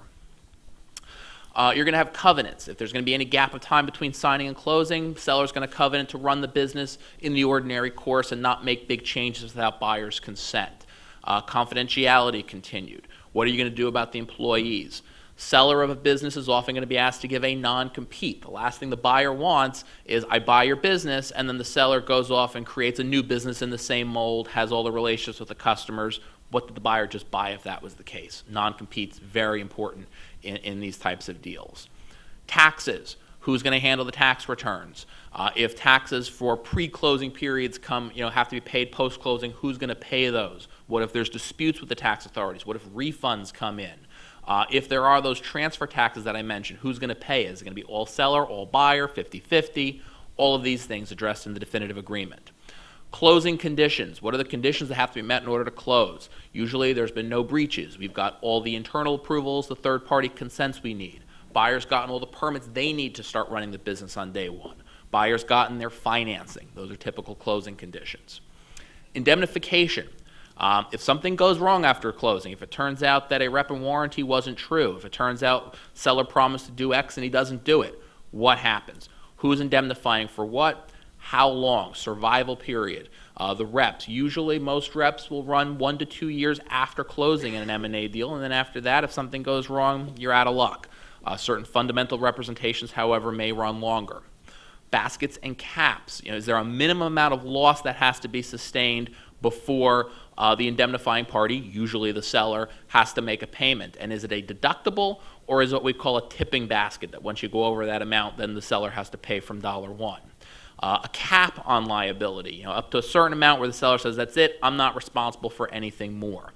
Those are typically negotiated very heavily, and then there's exceptions for certain types of things. Is the buyer required to mitigate damages? Is the buyer required to pursue insurance before pursuing the seller? If the buyer is able to write off a loss for tax purposes, does that reduce their indemnification rates? And of course, what's the procedure for working this all out? And should any money be escrowed, set aside to cover an indemnity in case the seller says, yeah, I owe you, but I've moved, I'm not around anymore, he can't find me. On what grounds could parties get out of the contract? And if they do get out of the contract, what are the damages? There's usually some miscellaneous boilerplate language at the back of the document, but there's some important points here. Choice of law. Which state's law is going to govern your contract? Don't always assume that just because you're in New Jersey, it's going to be New Jersey law. Oftentimes different states' laws have certain advantages and disadvantages. If there are disputes, are we going to litigate? And if so, where are we going to litigate? Is it going to be a jury trial or a non-jury trial? If I want to keep it confidential, if I want to keep the costs down, if I'm going to be going cross-border and litigation is not as enforceable against the foreign party, might I prefer arbitration as opposed to litigation? All of that should be spelled out in the definitive agreement. So we sign the definitive agreement. We're done with the deal? Not exactly. There's just a few things that need to be done. I've got a list here and more list. Just quickly go through some of these items. I'm not going to spend time going through all of them, but there's a lot to be done between signing and closing. You know, the agreement is the agreement to do the deal. Then there's the actual documents that make the deal happen. The bill of sale for your tangible assets, an assignment of the intangibles, a deed for the real estate, title certificates, stock powers if you have stock certificates. There's going to be certificates exchanged at closing saying the reps and warranties that were true at signing, yeah, they're still true. This is a list of my officers duly authorized to sign documents on my behalf.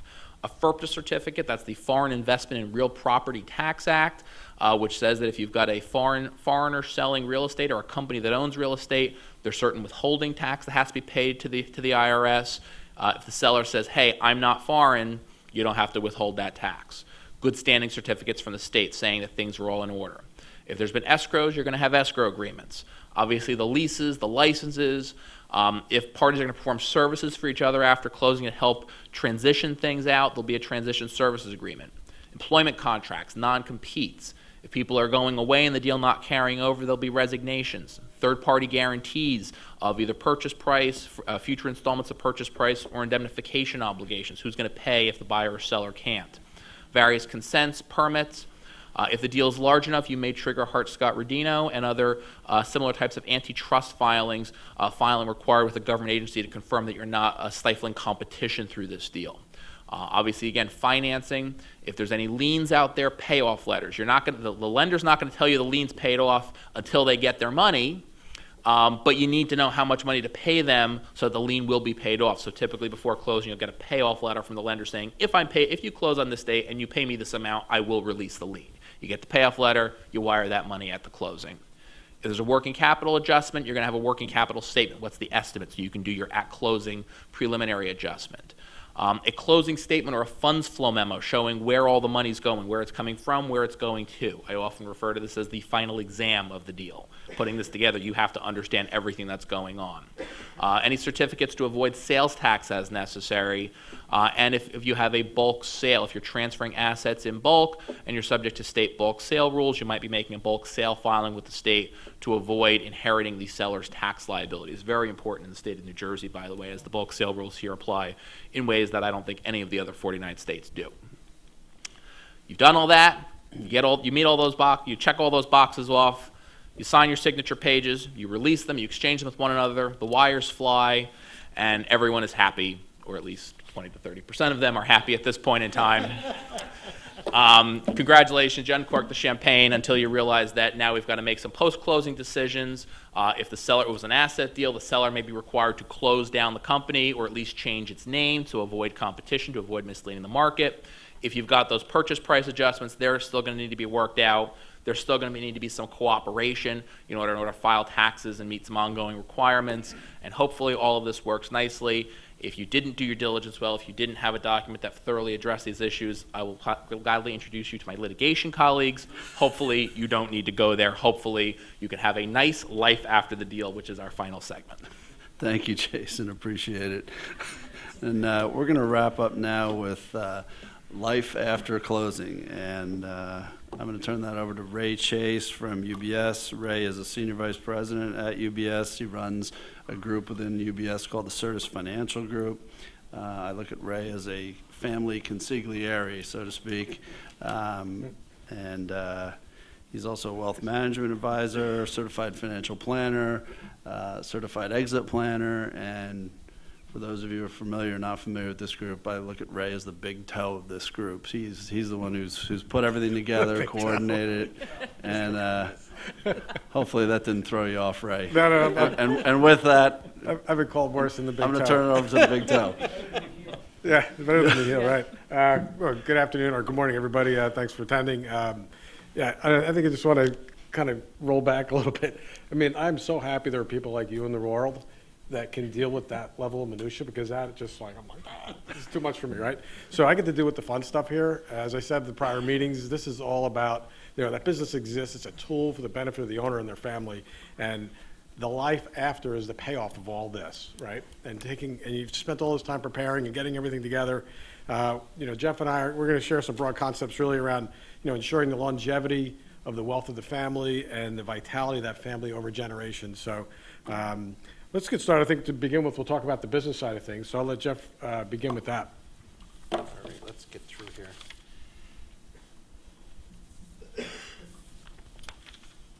Okay, well, so this is a review of previous sessions where we're talking about preparing. And that leads into, obviously, that has always led into the execution. What you saw from Jason, is you saw the minutia in there. The details are unbelievable. And I would say 9 out of 10 business owners, especially if they've never done it before, have no clue about all that and what to expect. And that's why a lot of these deals don't get done.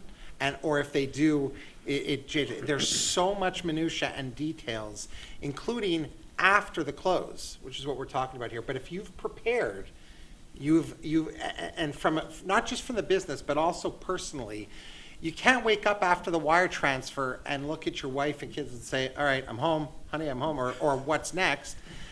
It's just not going to work. It doesn't work. And a lot of people will tell you that's part of why 70% of business owners are unhappy. They didn't plan for what's coming after that day where they got $20 million in their bank account, is what's next. Well, if you've prepared for it in advance, it makes that transition much smoother. So from a business perspective, and we were talking about this, Jason was talking about it, Jeanette spoke about it, as part of that working capital adjustment, so the business closes on a Friday at 4 p.m., okay? There, in a lot of these deals, especially asset deals, the previous owner, the seller, is responsible for collecting receivables that occurred up to 4 p.m. on that Friday and paying off payables that they owe up to 4 p.m. on that Friday. Well, that just doesn't happen in a vacuum. So what ends up happening post-close is the business owner is still in the business. They'll be in that business for a few months, or at least have hired somebody to collect all the receivables that are owing to them and pay all the payables that they need to pay out. Now, there's you can have some sort of erosion of value there if you don't do a good job of collecting your receivables from your customers, or on the corollary, if you can make deals with your vendors in terms of payments, if it's been prearranged, you can actually do better. But it's usually done in conjunction with the new owners, because the business is going to be running Monday morning at 8 a.m. That business is still running. You're just not the owner anymore. So there's a lot of details that happen post-close that you're still going to be a part of, especially if there's that earnout. So, that's the point, is you've sold it today, now what? Well, hopefully you've planned and prepared for it, so you don't wake up that next morning and go, what am I doing? But as part of it, are you going to be an employee or are you going to be a consultant? And that will have probably been defined in the agreement as well, right? You talk about the services agreement, and that should be stated. And if so, for how long do you plan on staying on? And talking about that earnout and what functions you can control in that earnout and what functions you can't, that you're at the behest of the new owners to receive and that's been negotiated. What's that time frame? Is it 6 months, a year? What kind of incentives do you have? And hopefully there's some upside still to gain going forward. And I'm sure we can all talk to this. It's very rare, and I think I said this in my last engagement, I find it's very rare that a seller who's being retained on after the close has made it to the end of their contract, their inner contract. It usually does not happen for various reasons. Okay, so on that business side of it, you're still in it. Okay, now you may not be. They may say, okay, you don't need to be in it, but you're still going to be closing up your the old business. Okay, you have to ask yourself in advance: can you work as an employee or have a boss? You've been running your business for 20 years, coming and going as you please, going at 2 o'clock to watch your daughter's ballet recital or your son's or daughter's soccer game. And now all of a sudden, hey, it's not as easy to get out there because you have people to answer to. Can you handle that for a period of time? And that's something you have to think about in advance. You know, hopefully you'll have that, and you have that non-compete, but what if you have these other desires to stay in business, all right? Have you thought about that in advance? And, you know, post-close, are you ready? Do you want to start another business? Do you have a hobby that interests you with such a passion that you want to make it a business? You know, I've seen business owners have a passion for cooking. Within 6 months, they've opened up a restaurant. Or they're, you know, there's a lot, you know, people that, a business owner that is an entrepreneur by nature, that's not going away. So the question is, and Ray will talk to this too, from a wealth perspective is, do we create like a little play in the sandbox fund for you to go ahead and invest and get involved in? How is that part of the overall transaction? But if it's from a business perspective, you know, that opportunity presents itself as well, you know, subject to your non-compete. So that's just an overview on the life after on the business side.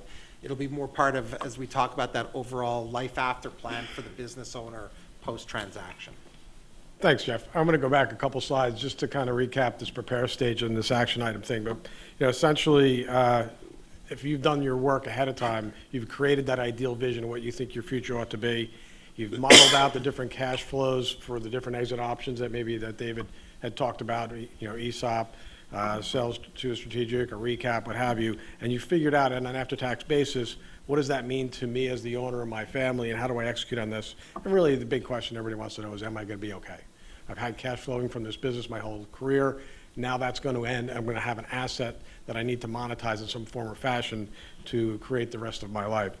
You've created your advanced planning work list, you know, wealth enhancement, wealth transfer, wealth protection, charitable giving, all these things that you need to do as an individual to make sure you're planning your life correctly.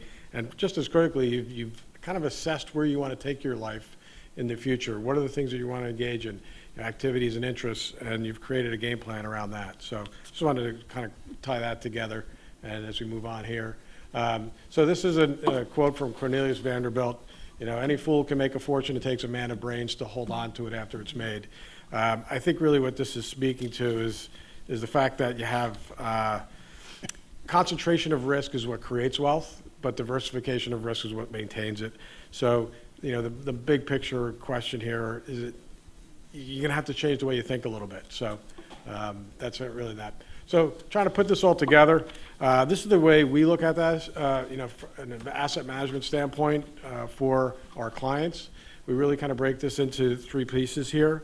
And through the financial planning process, we're going to identify what are the liquidity needs this client has over the next 2 to 5 years. And we want to make sure we're segregating those assets out, protecting those, and using them for taxes, you know, any financial goals they might have, or just general living expenses. We then also want to calculate what the portfolio is going to need to do to generate those returns to make sure those cash flows are recaptured in the liquidity bucket. And then by definition, after getting those 2 done, we've decided or figured out what is your excess capital. And that excess capital is really for legacy. It's for families, for charity, things like that. So we'll dig in a little bit on this. But this is unique client by client as we go through things. Next really key point here is that we're going to talk about the total balance sheet. The idea that these assets that you have that are non-financial shouldn't be included is incorrect. Your business interests, your real estate holdings, residences should be part and parcel of what your balance sheet looks like, which really then helps define and inform how you invest your liquid wealth. So the concept here is that we want to make sure that this is all tied together, and not only accounting for the risk associated with each individual investment that you make, but collectively as a portfolio or as a balance sheet, what that risk looks like. For example, you might own a lot of real estate and maybe not understand that the correlation between real estate values and fixed income returns is pretty high. So, you know, meaning that if rates go up, real estate values might come down, and so your bond holdings. So you just want to get out of balance there and maybe look at your risk from a collective, larger standpoint. The last thing I'll point out on this, business owner selling their business, going into taking their illiquid business interest and turning it into a liquid asset creates some agita for them. They're used to controlling their domain, and now they're at the vagaries of the market, which makes, you know, a lot of people uncomfortable. But, you know, just point out that that can be an adjustment. So here we're going to, each segment of the portfolio, I'll focus on the right-hand side of this slide, has a different objective and a different investment approach. As I started to allude to earlier on the liquidity side, this is really to fund your lifestyle. So you have, let's say a 3-year run rate on your spend, you have an idea of what that looks like. We want to make sure we have that allocated there, and that's invested in cash and short-term fixed income instruments to protect it and make it predictable.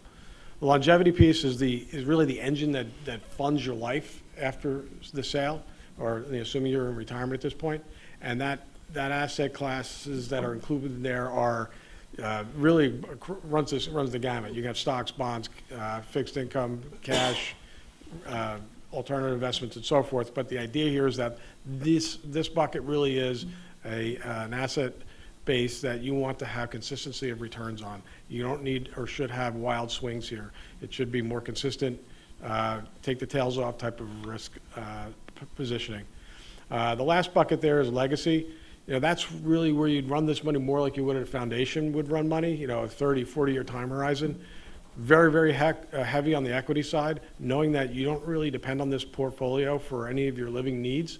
You can sustain a lot of volatility there. So you'll see, a fair amount more private investments, private equity, typically, listed market equity investments, hedge funds, and the like.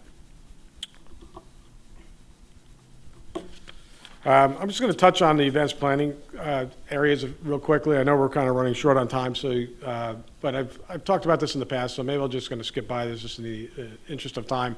But there's wealth enhancement tax, which really accounts for cash flows and mitigating income taxes. We have wealth transfer, which, as the name describes, is making sure that your assets are transferred in an effective and efficient manner to the next generation, aligned with your wishes. The third piece here, wealth protection, this is make sure your assets aren't unjustly taken from you. So this is where we'll go to work, make sure that, first of all, you don't get sued, and if you do get sued, the financial impact is mitigated largely, typically through structures or through insurance. And the last piece is charitable giving, just making sure that we're taking the steps that we can to leverage your giving and make sure that you're getting the advantage of all the tax benefits that you should have. Example for that would be not only getting a deduction for your contribution to a charity, but also avoiding some capital gains along the way and transferring that as well. Moving on to the life after, I'm going to pass this back to Jeff, talking about the life after plan. Yeah, so just a little background. Ray and I have both done this.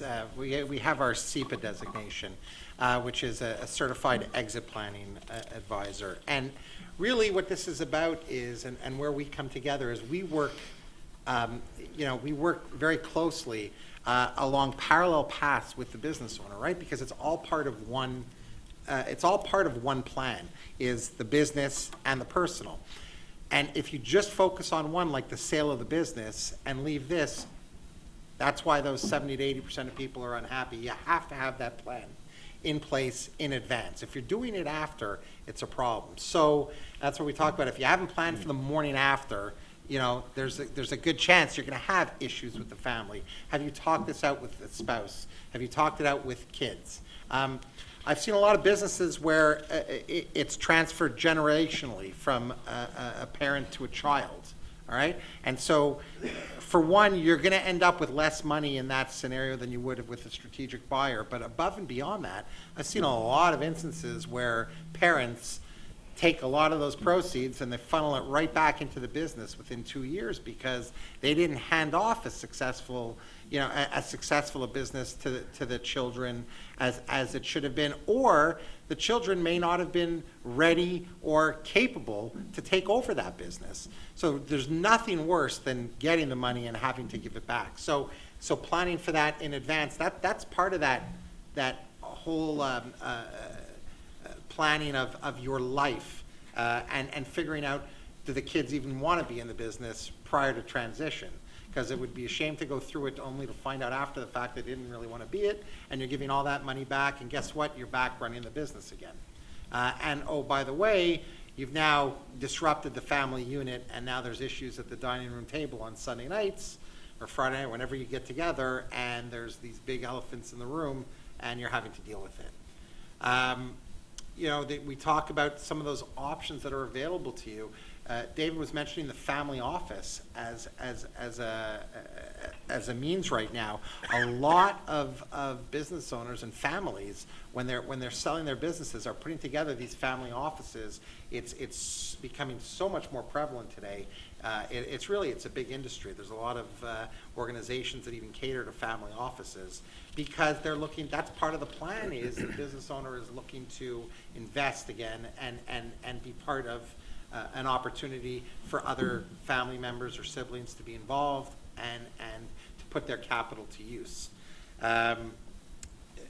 So there's that issue as well. There's that self-identity issue is, okay, now what? I've been tied to this business for so long, and it's been my life for all these years, and now what? I don't have it anymore. Who am I? And that's why planning for it is very important.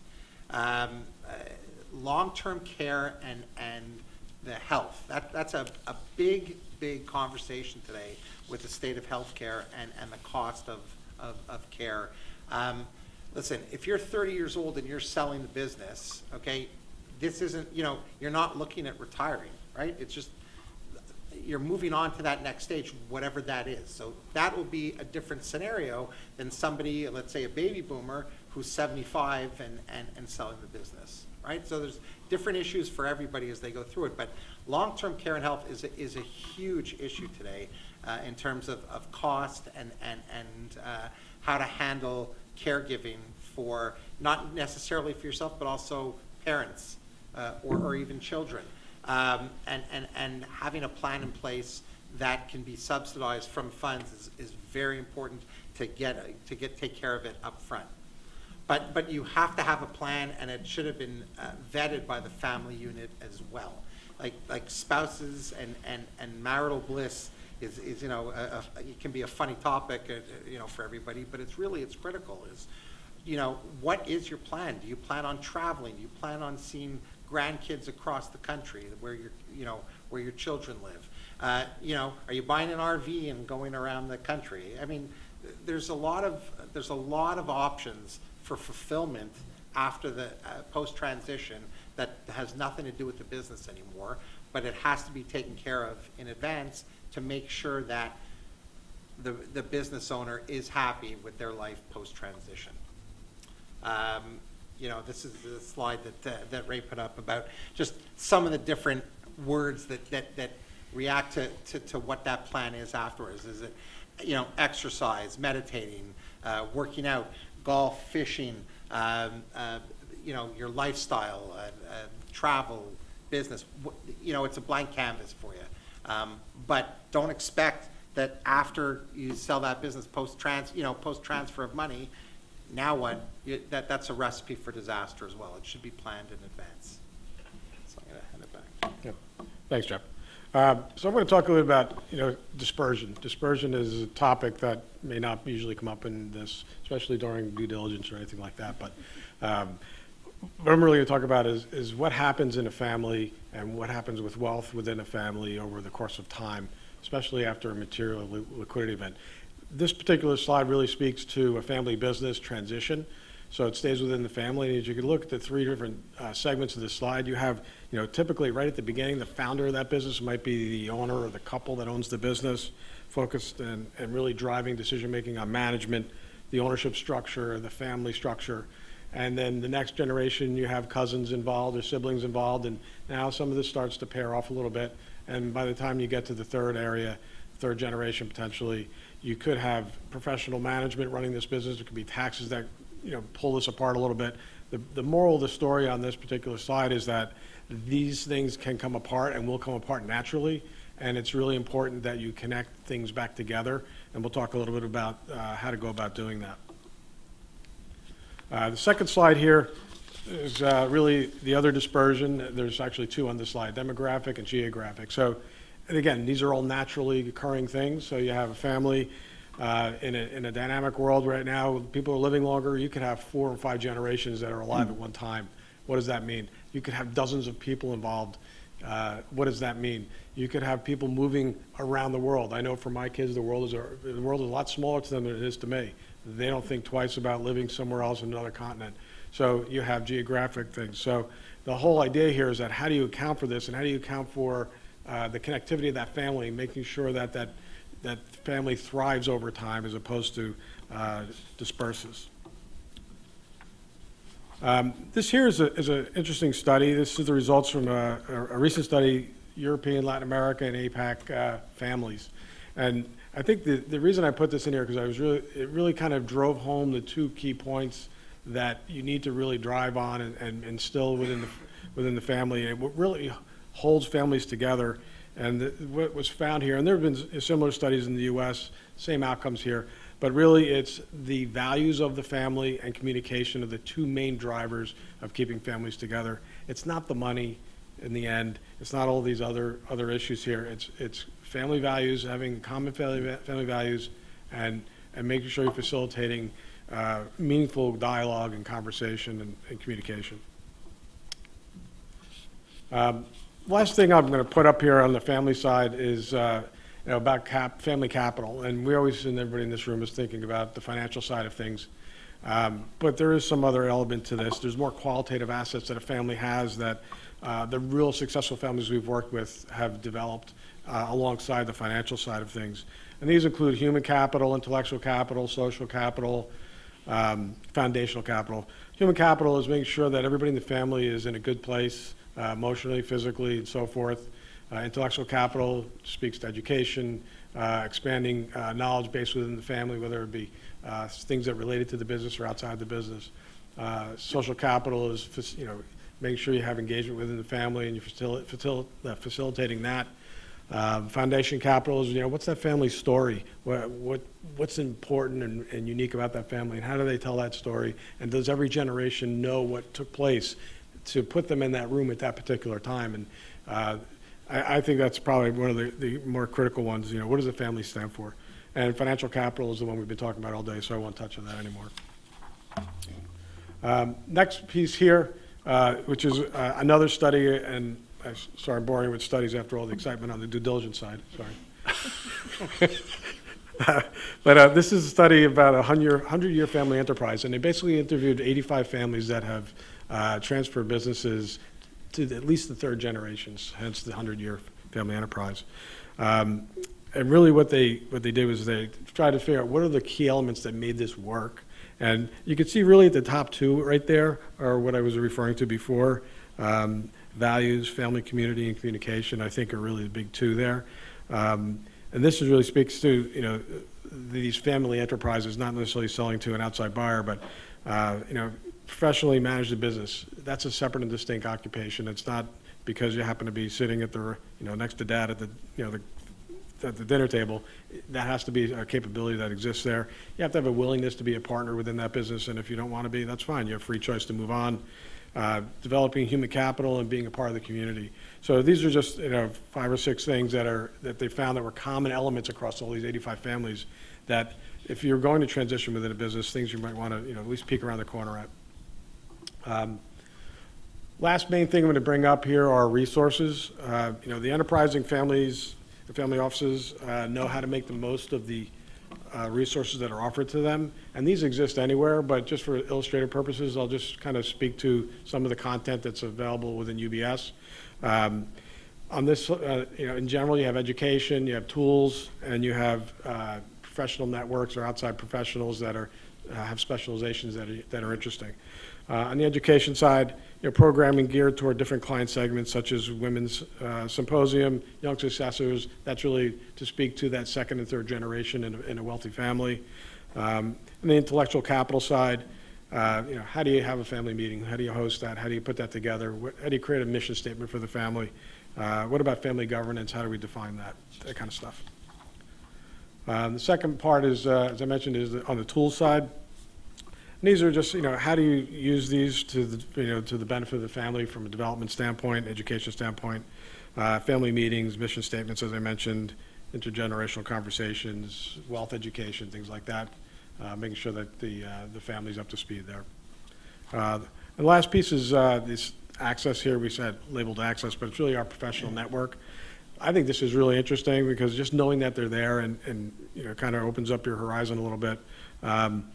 career and placement and counseling, family business advisory, family dynamics, which is really, basically a family consultant or psychologist, for lack of a better word, to help your family through issues. Family historians.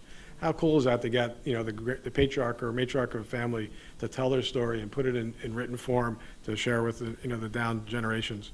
Family office advisory, philanthropy, security, privacy, things along those lines. So there's a lot out there. I think the best thing I could say to this is just ask the question. Hey, do you have access to something that I'm having a problem like X? How do I fix that? Do you have any people I can speak to? So that's about all I have. I mean, just to close, summarize, I think prudent wealth management is important to maintaining and protecting wealth, but it's really not the only thing to focus on. There's core values and communication within the family, cultivating and developing those qualitative capitals, I think, are really where some of these families really excel, beyond the money. And the whole idea is to, create the best path to ensure the longevity of the family wealth and the vitality of that family for generations. So. I just want to add two quick things on that in terms of closing. I know we're not done. But Okay. With relation to business owner, these are some of the issues that come up, and I wanted to bring up two quick points. We have my partners out in California. They work with a firm that specializes in, talk about a niche market, they specialize in advising children of wealthy business owners. And they're doing it from a perspective of teaching financial and fiscal responsibility. Because believe it or not, these children grow up and they have no concept of a dollar, right? They just spend, they're inheriting all this money and they have no concept of what a budget is or anything. And as a business owner, you've just sold your business for $40 million and all this money's coming into the family. Is how will that wealth make it through generations? And if there's children there that have no desire to work and are just spending, that's an issue. So that has to be addressed, through this. That was one.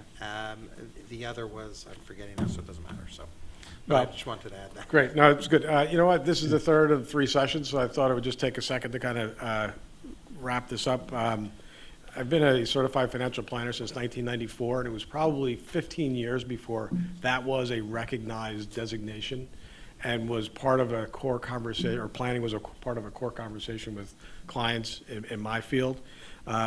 And why do I bring this up is that I think this whole thing that we're trying to put together here is the same idea. This is not an automatic, I got you, I know what you're talking about type of a concept, this whole idea of succession and exit planning, and doing it in a holistic way. So, I mean, let's be honest here, the outcomes haven't been great. I mean, David brought up how many people are just not happy afterwards, most of them. How many businesses don't sell when they go to market? Most of them. How many families, have their wealth dispersed in a material way? Most of them. We could do a lot better than that. So all I really want to say is this Middle Market Business Advisory Network Group is really trying to go on a mission to change these dialogues and these outcomes, to provide education and resources to middle market business owners on holistic succession planning. So this is just the beginning of what we're trying to accomplish here. I appreciate everybody participating, and any questions, any issues, any resources that we can provide or bring to you, please reach out to one of us and do that. Okay? Thank you. Thank you. Thanks, Ray. Oh, we have 45 minutes to spare.